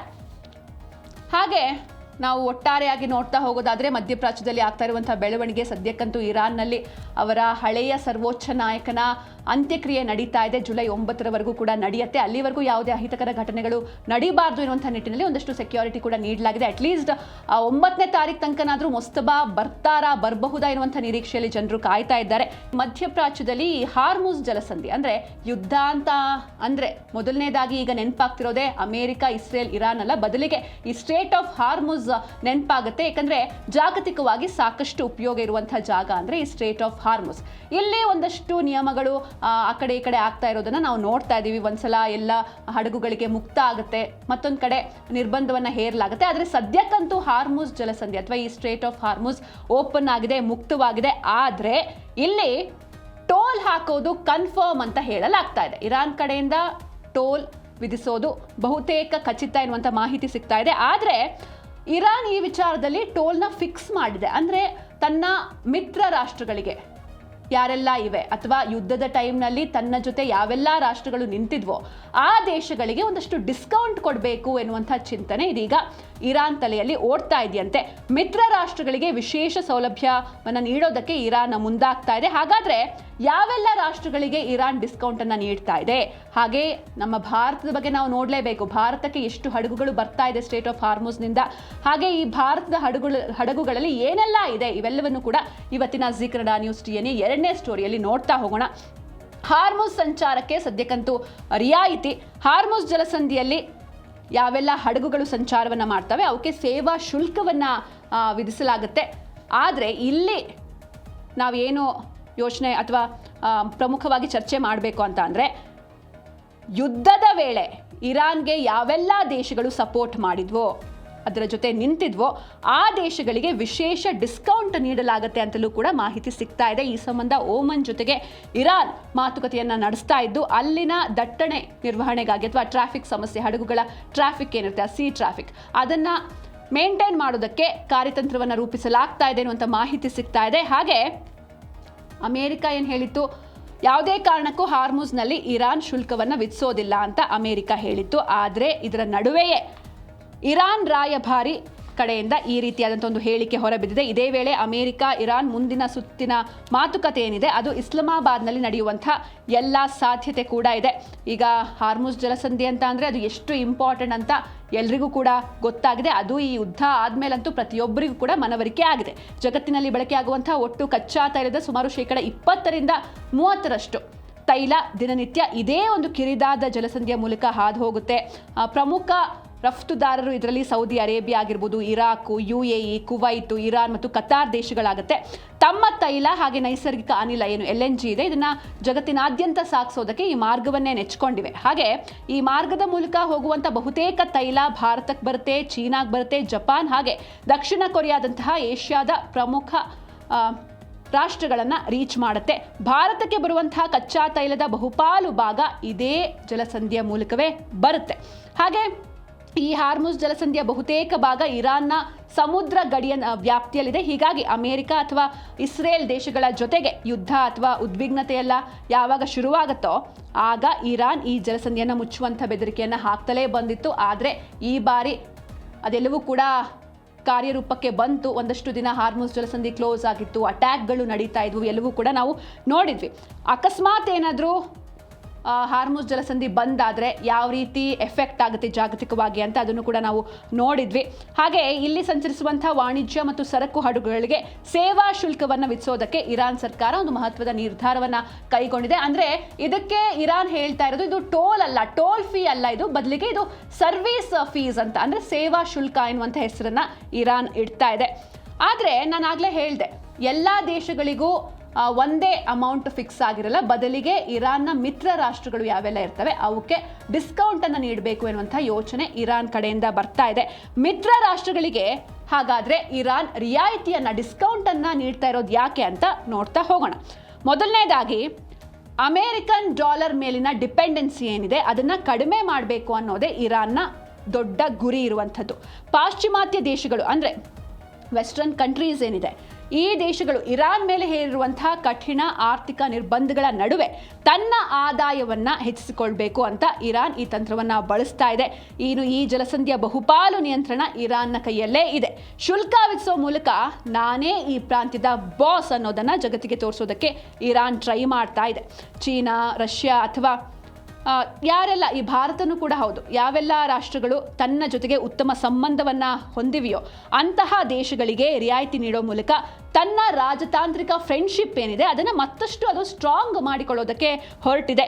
ಇರಾನ್ ದೀರ್ಘಕಾಲದಿಂದ ಅಮೆರಿಕಾದ ಆರ್ಥಿಕ ನಿರ್ಬಂಧಗಳನ್ನು ಫೇಸ್ ಮಾಡ್ತಾ ಇದೆ. ಹಾಗೆ ಇತ್ತೀಚಿನ ಅಮೆರಿಕ ಇರಾನ್ ಸಂಘರ್ಷದ ಸಮಯದಲ್ಲೂ ಕೂಡ ಚೀನಾ ಆಗಿರ್ಬೋದು, ರಷ್ಯಾ ಆಗಿರ್ಬೋದು ಅಥವಾ ಈ ಭಾರತದಂತಹ ದೇಶಗಳು ಇರಾನ್ನೊಂದಿಗೆ ವ್ಯಾಪಾರ ಮತ್ತು ರಾಜತಾಂತ್ರಿಕ ಸಂಬಂಧವನ್ನು ಸಂಪೂರ್ಣವಾಗಿ ಬ್ರೇಕ್ ಮಾಡ್ಕೊಳ್ಳಲಿಲ್ಲ, ಹಾಗೆ ಕಂಟಿನ್ಯೂ ಆಗ್ತಾನೆ ಇತ್ತು. ಹೀಗಾಗಿ ಕಷ್ಟದ ಕಾಲದಲ್ಲಿ ತನಗೆ ಯಾವೆಲ್ಲ ದೇಶಗಳು ಹೆಲ್ಪ್ ಮಾಡಿದ್ವೋ ಅಥವಾ ತನ್ನ ಜೊತೆ ನಿಂತಿದ್ವೋ, ಹೆಗಲು ಕೊಟ್ಟಿದ್ವೋ ಅಂತಹ ದೇಶಗಳ ವಿಶ್ವಾಸವನ್ನು ಉಳಿಸಿಕೊಳ್ಳೋದಕ್ಕೆ ಇರಾನ್ ಈ ಒಂದು ಮಹತ್ವದ ನಿರ್ಧಾರವನ್ನು ಮಾಡಿದೆ ಎನ್ನುವಂಥ ಮಾಹಿತಿಗಳು ಕೂಡ ಸಿಗ್ತಾ ಇದೆ. ಅಂದರೆ ಈ ರಷ್ಯಾ ಆಗಿರ್ಬೋದು, ಚೀನಾ ಆಗಿರ್ಬೋದು, ಭಾರತ ಆಗಿರ್ಬೋದು, ಈ ದೇಶಗಳಿಗೆ ಯಾವುದೇ ರೀತಿ ಅಂದರೆ ಹೆಚ್ಚಿನ ಶುಲ್ಕ ವಿಧಿಸಬಾರ್ದು ಎನ್ನುವಂಥ ಯೋಚನೆಯಲ್ಲಿ ಸದ್ಯ ಇರಾನ್ ಇರುವಂಥದ್ದು. ಒಂದಷ್ಟು ಡಿಸ್ಕೌಂಟ್ ಕೊಡಬೇಕು ಎನ್ನುವಂಥ ಯೋಚನೆಯಲ್ಲಿ ಇರಾನ್ ಇದೆ. ಅದು ಯಾವ ರೀತಿ ಆಗುತ್ತೆ ಏನು ಎತ್ತ ಮೊದಲನೇದಾಗಿ ಇದು ಸರ್ವಿಸ್ ಫೀಸ್ ಅಂತ ಇರಾನ್ ಹೇಳ್ತಾ ಇದೆ.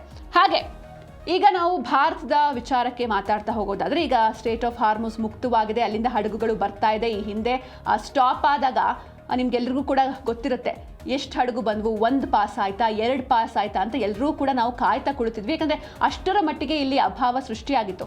ಆದರೆ ಇದೀಗ ಭಾರತದ ಹಡಗುಗಳು, ಎಷ್ಟು ಹಡಗುಗಳು ಹಾರ್ಮುಸ್ನಿಂದ ಬರ್ತಾ ಇವೆ, ಅದರಲ್ಲಿ ಏನೆಲ್ಲ ಇದೆ ಎಲ್ಲವನ್ನು ಕೂಡ ನೋಡ್ತಾ ಹೋಗೋಣ. ಹಾರ್ಮುಸ್ನಿಂದ ಭಾರತಕ್ಕೆ ಬರ್ತಾ ಇದೆ 15 ಹಡಗುಗಳು. ಭಾರತಕ್ಕೆ ನಿಜಕ್ಕೂ ಗುಡ್ ನ್ಯೂಸ್ ಇದು. ಹಾರ್ಮುಸ್ನಿಂದ 15 ಹಡಗುಗಳು ಭಾರತ ಕಡೆ ಬರ್ತಾ ಇದೆ. ಅಂದರೆ ಸೇಫ್ ಆಗಿ ಸ್ಟೇಟ್ ಆಫ್ ಹಾರ್ಮುಸ್ನ ದಾಟಿ ಬರ್ತಾ ಇದೆ. ಪಶ್ಚಿಮ ಏಷ್ಯಾದಲ್ಲಿ ಉದ್ವಿಗ್ನತೆ ಇದೆ. ಇದು ಯಾವ ರೀತಿ ಪರಿಣಾಮ ಬೀರ್ತು ಜಾಗತಿಕವಾಗಿ ನೋಡಿದ್ವಿ. ಆದರೆ ಇದೀಗ ಭಾರತಕ್ಕೆ ಗುಡ್ ನ್ಯೂಸ್ ಸಿಕ್ಕಿದೆ. ಹಾರ್ಮುಸ್ನಿಂದ 15 ಹಡಗುಗಳು ಭಾರತದತ್ತ ಬರ್ತಾ ಇದೆ. ಇನ್ನೇನು ಕೆಲವೇ ದಿನಗಳಲ್ಲಿ ಭಾರತವನ್ನ ಅಥವಾ ಇಲ್ಲಿರುವಂಥ ಪೋರ್ಟ್ಗಳನ್ನ ರೀಚ್ ಮಾಡುತ್ತೆ. ಹಾರ್ಮುಸ್ ಜಲಸಂಧಿಯನ್ನ ಸೇಫ್ ಆಗಿ ದಾಟಿದೆ ಅಂತ ಈ ರಾಸಾಯನಿಕ ಮತ್ತು ರಸಗೊಬ್ಬರ ಸಚಿವಾಲಯ ಘೋಷಣೆಯನ್ನ ಮಾಡಿದೆ. ರೈತರ ಹಿತಾಸಕ್ತಿಗಳನ್ನ ರಕ್ಷಿಸೋದಕ್ಕೆ, ಹಾಗೆ ದೇಶದಲ್ಲಿ ರಸಗೊಬ್ಬರದ ಕೊರತೆ ಪ್ರಮುಖವಾಗಿ ಕಾಡ್ತಾ ಇದೆ. ಮಳೆಗಾಲ ಶುರುವಾಗಿದೆ, ಗೊಬ್ಬರ ಬೇಕೇ ಬೇಕು. ಆದರೆ ಎಲ್ಲ ಕಡೆ ಡಿಮ್ಯಾಂಡ್ಗೆ ತಕ್ಕಂತೆ ಸಪ್ಲೈ ಇರಲಿಲ್ಲ ಬಿಕಾಸ್ ಆಫ್ ಈ ಯುದ್ಧದ ಎಫೆಕ್ಟ್ನಿಂದ. ಬಟ್ ಈಗ ಹಡಗುಗಳು ಪಾಸಾಗಿ ಬರ್ತಾ ಇದೆ. ಎಲ್ಲ ರೈತರಿಗೂ ಈ ರಸಗೊಬ್ಬರದ ಲಭ್ಯತೆ ಸಿಗಬೇಕು, ಈ ವಿಚಾರವಾಗಿ ಎಲ್ಲ ಅಗತ್ಯ ಕ್ರಮಗಳನ್ನು ತೆಗೆದುಕೊಳ್ಳಲಾಗಿದೆ ಅಂತ ಕೇಂದ್ರ ಸರ್ಕಾರ ಕನ್ಫರ್ಮ್ ಮಾಡಿದೆ. ಪಶ್ಚಿಮ ಏಷ್ಯಾದಲ್ಲಿ ಏನು ಈ ಸಂಘರ್ಷ ನಡೀತಾ ಇತ್ತು, ಇದು ಸಾಕಷ್ಟು ಎಫೆಕ್ಟ್ ಮಾಡಿತ್ತು. ಪೆಟ್ರೋಲ್, ಡೀಸೆಲ್, ಗ್ಯಾಸ್, ರಸಗೊಬ್ಬರ, ಈ ರೀತಿ ಈ 15 ಹಡಗುಗಳು ಪ್ರಮುಖವಾಗಿ ಕತಾರ್ ಹಾಗೆ UAE ದೇಶಗಳಿಂದ ಭಾರತಕ್ಕೆ ಹೊರಟಿವೆ. ಸೇಫ್ ಆಗಿ ಸ್ಟೇಟ್ ಆಫ್ ಹಾರ್ಮುಸ್ ಅನ್ನು ಕೂಡ ದಾಟಿದೆ.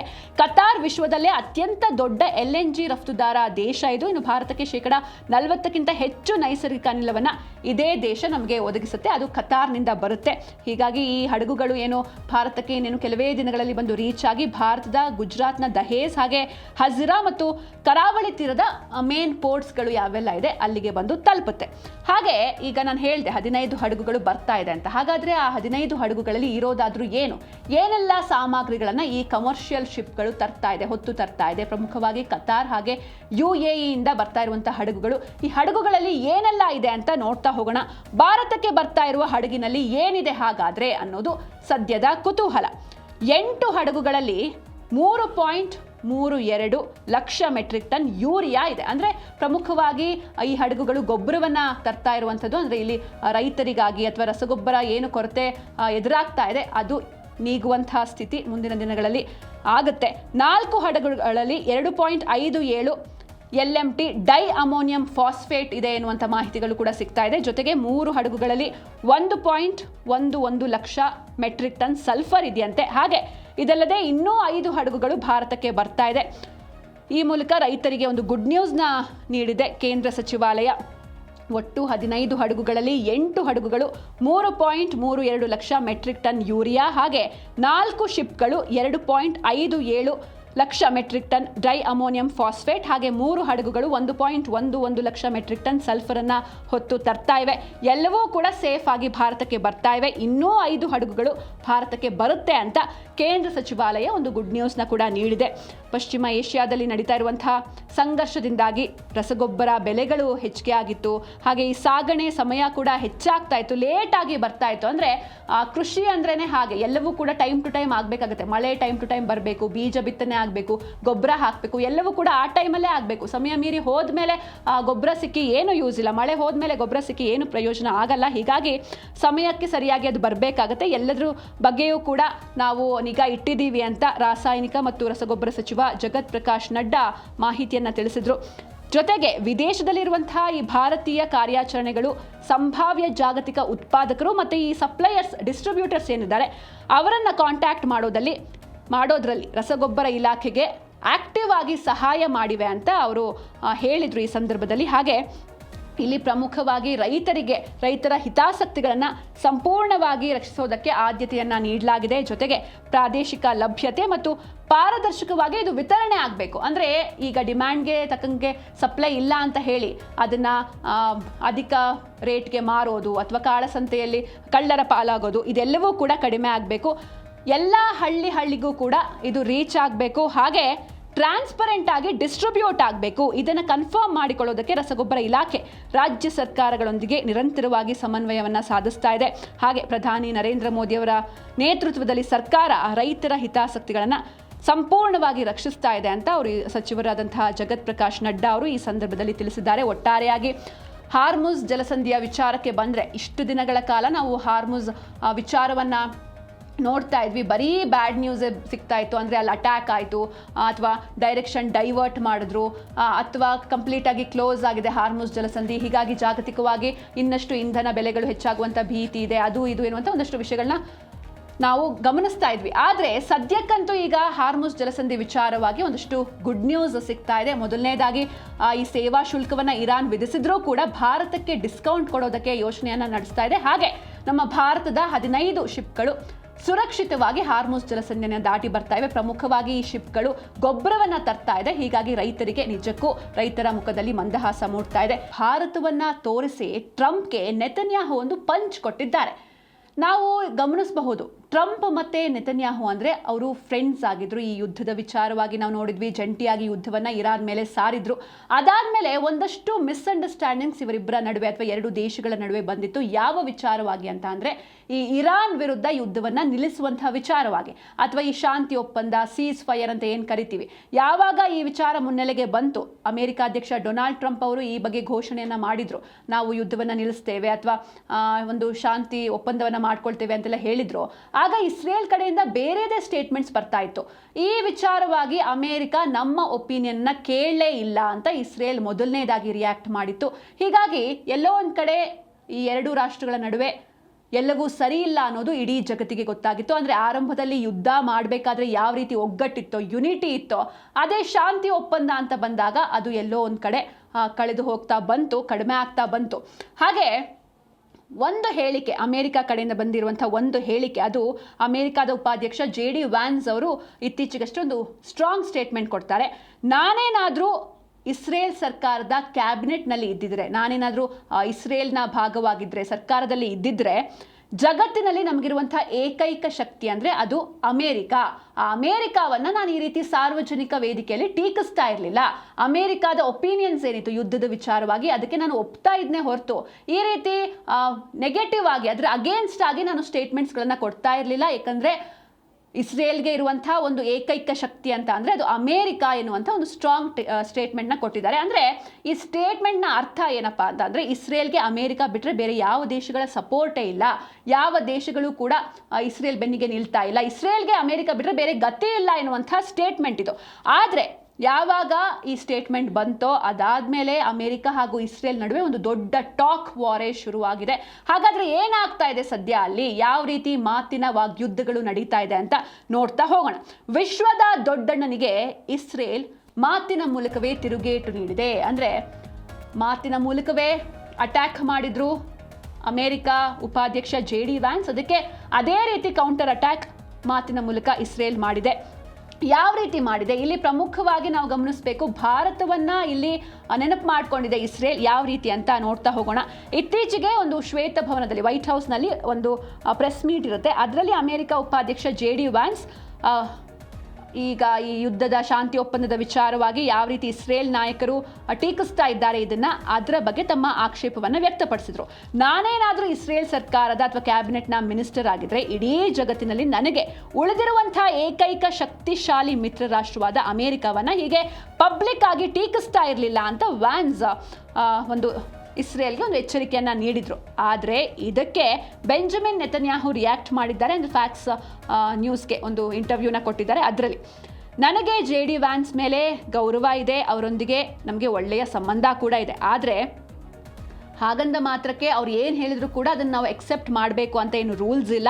ಡೊನಾಲ್ಡ್ ಟ್ರಂಪ್ ಶ್ವೇತಭವನದಲ್ಲಿ ಕಂಡ ಇಸ್ರೇಲ್ನ ಸಾರ್ವಕಾಲಿಕ ಶ್ರೇಷ್ಠ ಸ್ನೇಹಿತ ಅನ್ನೋದ್ರಲ್ಲಿ ಯಾವುದೇ ಕೂಡ ಡೌಟ್ ಇಲ್ಲ. ಅವ್ರು ನಮಗೆ ಯಾವತ್ತಿದ್ರೂ ಬೆಸ್ಟ್ ಫ್ರೆಂಡೇ. ಆದರೆ ಅಮೇರಿಕ ಮಾತ್ರ ನಮಗೆ ಜಗತ್ತಿನಲ್ಲಿರುವಂಥ ಏಕೈಕ ಫ್ರೆಂಡ್ ಅಲ್ಲ, ಅಮೇರಿಕ ಮಾತ್ರ ನಮಗೆ ಮಿತ್ರನಲ್ಲ, ನಮಗೆ ಭಾರತದಂತಹ ಇತರ ದೊಡ್ಡ ಸ್ನೇಹಿತರು ಕೂಡ ಇದ್ದಾರೆ ಅಂತ ಇಲ್ಲಿ ಭಾರತವನ್ನು ಮುಖ್ಯವಾಗಿ ಉಲ್ಲೇಖಿಸಿದ್ದಾರೆ.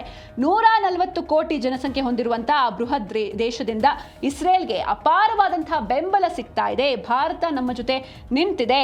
ನನ್ನ ಫೇಸ್ಬುಕ್ ಅಕೌಂಟ್ ಏನಾದರೂ ನೀವು ಚೆಕ್ ಮಾಡಿದ್ರೆ ಸಾಕು, ಎಷ್ಟರ ಮಟ್ಟಿಗೆ ನನಗೆ ಭಾರತದ ಕಡೆಯಿಂದ ಬೆಂಬಲ ಇದೆ ಅನ್ನೋದು ನಿಮಗೂ ಕೂಡ ಗೊತ್ತಾಗುತ್ತೆ. ಅಲ್ಲಿರುವಂಥ ಇಂಡಿಯನ್ಸ್, ಭಾರತೀಯರು ಅಗಾಧವಾದಂಥ ಬೆಂಬಲವನ್ನು ನನಗೆ ಮಾಡ್ತಾ ಇದ್ದಾರೆ. ಅದಕ್ಕೆ ಸಾಕ್ಷಿ ನನ್ನ ಫೇಸ್ಬುಕ್ ಅಕೌಂಟ್ನೇ ನೀವು ನೋಡ್ಬೋದು. ಕಾಮೆಂಟ್ಸ್ ಆಗಿರ್ಬೋದು, ಮೆಸೇಜ್ ಆಗಿರ್ಬೋದು, ಯಾವ ರೀತಿ ನನಗೆ ಸಪೋರ್ಟ್ನ ಮಾಡ್ತಿದ್ದಾರೆ ಅನ್ನೋದಕ್ಕೆ ನನ್ನ ಫೇಸ್ಬುಕ್ ಅಕೌಂಟೇ ಸಾಕ್ಷಿ ಅಂತ ಹೇಳೋ ಮೂಲಕ ಅಮೆರಿಕಾದ ಗರ್ವ ಏನಿತ್ತು ಆ ಗರ್ವಕ್ಕೆ ಟಾಂಗ್ ಕೊಟ್ಟಿದ್ದಾರೆ ಇಸ್ರೇಲ್ನ ಪ್ರಧಾನಿ ಬೆಂಜಮಿನ್ ನೆತನ್ಯಾಹು. ಅಂದರೆ ಇಲ್ಲಿ ಅಮೇರಿಕಾದಲ್ಲಿರುವಂತಹ ಟ್ರಂಪ್ ಆಗಿರ್ಬೋದು ಅಥವಾ ಅಮೇರಿಕಾ ಇಲ್ಲಿ ತನಕ ತನಗೆ ಏನು ಬೆಂಬಲವನ್ನು ಕೊಟ್ಟಿತ್ತು ಅದೆಲ್ಲದಕ್ಕೂ ಕೂಡ ಥ್ಯಾಂಕ್ಸ್, ಅದಕ್ಕೆ ನನಗೆ ರೆಸ್ಪೆಕ್ಟ್ ಇದೆ. ಆದರೆ ಕೇವಲ ಇಡೀ ಜಗತ್ತಿನಲ್ಲಿ ಅಮೇರಿಕಾ ಮಾತ್ರ ನನ್ನ ಫ್ರೆಂಡ್ ಅಲ್ಲ, ನನಗೂ ಬೇರೆಯವ್ರ ಫ್ರೆಂಡ್ಸ್ ಇದ್ದಾರೆ, ಬೇರೆ ರಾಷ್ಟ್ರಗಳ ಜೊತೆಗೂ ಕೂಡ ನನ್ನ ಸಂಬಂಧ ಚೆನ್ನಾಗಿದೆ. ಅದರಲ್ಲೂ ಎಸ್ಪೆಷಲಿ ಭಾರತ ಅಂತ ಇಲ್ಲಿ ಅವರು ಭಾರತವನ್ನು ಉಲ್ಲೇಖ ಮಾಡಿದ್ದಾರೆ. 140 ಕೋಟಿ ಜನಸಂಖ್ಯೆ ಇರುವಂಥ ಒಂದು ಬೃಹತ್ ದೇಶ ಅಥವಾ ಅಷ್ಟೊಂದು ಶಕ್ತಿಶಾಲಿ ದೇಶ ನನ್ನ ದೇಶಕ್ಕೆ ಸಾಕಷ್ಟು ಬೆಂಬಲವನ್ನು ನೀಡ್ತಾ ಇದೆ. ಯುದ್ಧದ ವಿಚಾರವಾಗಿ ಸಾಕಷ್ಟು ನನಗೆ ಬೆಂಬಲ ಸಿಕ್ಕಿದೆ. ಅದಕ್ಕೆ ಪ್ರೂಫ್ ಬೇಕು ಅಂತ ಅಂದರೆ ನೀವು ನನ್ನ ಫೇಸ್ಬುಕ್ ಅಕೌಂಟ್ ನೋಡಿದ್ರೇ ಗೊತ್ತಾಗುತ್ತೆ. ಯುದ್ಧದ ವಿಚಾರವಾಗಿ ಯಾವ ರೀತಿ ಭಾರತೀಯರು ನನಗೆ ಸಪೋರ್ಟ್ ಮಾಡ್ತಿದ್ದಾರೆ ಅನ್ನೋದನ್ನು ನೀವು ನೋಡ್ಬೋದು. ಹೀಗಾಗಿ ಅಮೇರಿಕಾ ಒಂದೇ ನನಗೆ ಸಪೋರ್ಟ್ ಮಾಡ್ತಾ ಇಲ್ಲ, ಜಗತ್ತಿನಲ್ಲಿ ಬೇರೆ ಬೇರೆ ರಾಷ್ಟ್ರಗಳೂ ಕೂಡ ನಮಗೆ ಸಪೋರ್ಟ್ ಮಾಡ್ತಾ ಇದೆ ಅಂತ ನೆತನ್ಯಾಹು ಗುಡುಗಿದ್ದಾರೆ. ಇದು JD ವ್ಯಾನ್ಸ್ ಅವರ ಸ್ಟೇಟ್ಮೆಂಟ್ಗೆ ನೆತನ್ಯಾಹು ಕೊಟ್ಟಿರುವಂಥ ತಿರುಗೇಟು. ಈ ಯುದ್ಧ ಶುರುವಾದ ಮೇಲೆ ಒಂದಷ್ಟು ಮಿಸ್ಅಂಡರ್ಸ್ಟ್ಯಾಂಡಿಂಗ್ಸ್ ಆಗ್ತಾ ಇತ್ತು. ಒಂದು ಕಡೆ ಶಾಂತಿ ಒಪ್ಪಂದದಲ್ಲಿ ಇರಾನ್ ಒಂದು ಪ್ರಸ್ತಾಪವನ್ನು ಮಾಡಿತ್ತು, ಯಾವುದೇ ಕಾರಣಕ್ಕೂ ಇಸ್ರೇಲ್ ಲೆಬನಾನ್ ಮೇಲೆ ಅಟ್ಯಾಕ್ ಮಾಡಬಾರ್ದು, ಎಲ್ಲಿ ತನಕ ಅಟ್ಯಾಕ್ ಆಗುತ್ತೆ ಅಲ್ಲಿವರೆಗೆ ನಾವು ಕೂಡ ಯುದ್ಧವನ್ನು ನಿಲ್ಲಿಸೋದಿಲ್ಲ ಅಂತ ಇರಾನ್ ಹೇಳಿತ್ತು. ಆದರೆ ಇದಕ್ಕೆ ಇಸ್ರೇಲ್ ಒಂದು ಕಡೆ ಒಪ್ತಾ ಇರಲಿಲ್ಲ, ಯಾಕಂದರೆ ಲೆಬನಾನ್ನ ಮುಗಿಸ್ಲೇಬೇಕು ಅಂತ ಇಸ್ರೇಲ್ ಕೂಡ ಪಣ ತೊಟ್ಟಿತ್ತು. ಹೀಗಾಗಿ ಲೆಬನಾನ್ ಒಪ್ಪಂದ ಈ ಶಾಂತಿ ಒಪ್ಪಂದದಿಂದ ಹೊರಗಿರಲಿ ಅನ್ನೋದು ಇಸ್ರೇಲ್ನ ವಾದವಾಗಿತ್ತು. ಆದರೆ ಯಾವುದಕ್ಕೂ ಕೂಡ ಅಮೇರಿಕಾ ಒಂದು ಕಡೆ ಈ ಕಡೆ ಇಸ್ರೇಲ್ಗೂ ಸಪೋರ್ಟ್ ಮಾಡ್ತಾ ಇರಲಿಲ್ಲ, ಬದಲಿಗೆ ತನ್ನದೇ ಆದಂಥ ಒಂದಷ್ಟು ನಿಲುವನ್ನು ತಗೊಳ್ತಾ ಹೋಯಿತು. ಹಾಗೆ ಇದಕ್ಕೆ ಇಸ್ರೇಲ್ ಕೂಡ ರಿಯಾಕ್ಟ್ ಮಾಡಿತ್ತು. ಅಮೇರಿಕಾ ನಮ್ಮ ಜೊತೆ ಯಾವುದೇ ರೀತಿ ಡಿಸ್ಕಷನ್ನೇ ಮಾಡ್ತಾ ಇಲ್ಲ, ಏಕಾಏಕಿ ಸ್ಟೇಟ್ಮೆಂಟ್ಸ್ಗಳನ್ನು ಕೊಡ್ತಾ ಇದೆ, ಹಾಗೆ ಹೀಗೆ ಅನ್ನುವಂಥ ಒಂದಷ್ಟು ಸ್ಟೇಟ್ಮೆಂಟ್ಸ್ಗಳು ಬಂದಿತ್ತು. ಅದರಿಂದನೇ ಇಡೀ ಜಗತ್ತಿಗೆ ಗೊತ್ತಾಗಿತ್ತು ಎಲ್ಲವೂ ಕೂಡ ಸರಿ ಇಲ್ಲ ನೆತನ್ಯಾಹು ಹಾಗೆ ಟ್ರಂಪ್ ಅವರ ನಡುವೆ ಅಂತ. ಅದಾದಮೇಲೆ ಬಂದಂಥ JD ವ್ಯಾನ್ಸ್ ಅವರ ಈ ಸ್ಟೇಟ್ಮೆಂಟ್ ಏನಿದೆ ಇದಕ್ಕೂ ಕೂಡ ನೆತನ್ಯಾಹು ಕಿಡಿಕಾರಿದ್ದಾರೆ. ಈ ರೀತಿ ಸ್ಟೇಟ್ಮೆಂಟ್ ಹೇಳೋದು ತಪ್ಪು, ನನಗೆ JD ವ್ಯಾನ್ಸ್ ಮೇಲೆ ತುಂಬಾ ಗೌರವ ಇದೆ, ಆದರೆ ಈ ರೀತಿ ನಾನೊಂದೇ ಅಮೇರಿಕಾ ಮಾತ್ರ ನನ್ನ ಫ್ರೆಂಡು ಅಂತ ಹೇಳೋದು ತಪ್ಪು. ಭಾರತ ಕೂಡ, ಭಾರತದಂತಹ ಶಕ್ತಿಶಾಲಿ ರಾಷ್ಟ್ರ ನನ್ನ ಜೊತೆ ಇದೆ, ಬೆಂಬಲವನ್ನು ನೀಡಿದೆ ಅಂತ ನೆತನ್ಯಾಹು ಕೂಡ ಕೌಂಟರ್ ಕೊಟ್ಟಿದ್ದಾರೆ. ಹಾಗೆ JD ವ್ಯಾನ್ಸ್ ಸೊಕ್ಕಿನ ಮಾತಿಗೆ ಇಸ್ರೇಲ್ ಕೆರಳಿ ಕೆಂಡುವಾಗಿದೆ. ಇದಿಷ್ಟು ಹೇಳಿದ್ರು ನೆತನ್ಯಾಹು. ಇದಾದ್ಮೇಲೆ ಇನ್ನೊಂದಿಷ್ಟು ಪಾಯಿಂಟ್ಸ್ಗಳನ್ನು ಆ್ಯಡ್ ಆನ್ ಮಾಡ್ಕೊಂಡು ಹೋಗ್ತಾರೆ ನೆತನ್ಯಾಹು. ಏನೆಲ್ಲ ಹೇಳಿದ್ರು ಅಂತ ನೋಡ್ತಾ ಹೋಗೋಣ. JD ವ್ಯಾನ್ಸ್ ಸೊಕ್ಕಿನ ಮಾತಿಗೆ ಇಸ್ರೇಲ್ ಕೆಂಡುವಾಗಿದೆ. ಜಗತ್ತಿನ ಹಲವು ನಾಯಕರು ತಮಗೆ ಕರೆ ಮಾಡಿ ಸಪೋರ್ಟ್ನ ಸೂಚಿಸಿದ್ದಾರೆ. ಬರೀ ಅಮೇರಿಕಾ ಮಾತ್ರ ಅಲ್ಲ, ನೀವೇನು ಸ್ಟೇಟ್ಮೆಂಟ್ ಕೊಟ್ರಿ ಅಮೇರಿಕಾ ಮಾತ್ರ ನಮ್ಮ ಜೊತೆ ಇರುವಂಥ ಒಂದು ದೊಡ್ಡ ರಾಷ್ಟ್ರ, ಶಕ್ತಿಶಾಲಿ ರಾಷ್ಟ್ರ ಅಂತ ಹೇಳಿದ್ರಿ, ಬಟ್ ಅದು ಸುಳ್ಳು.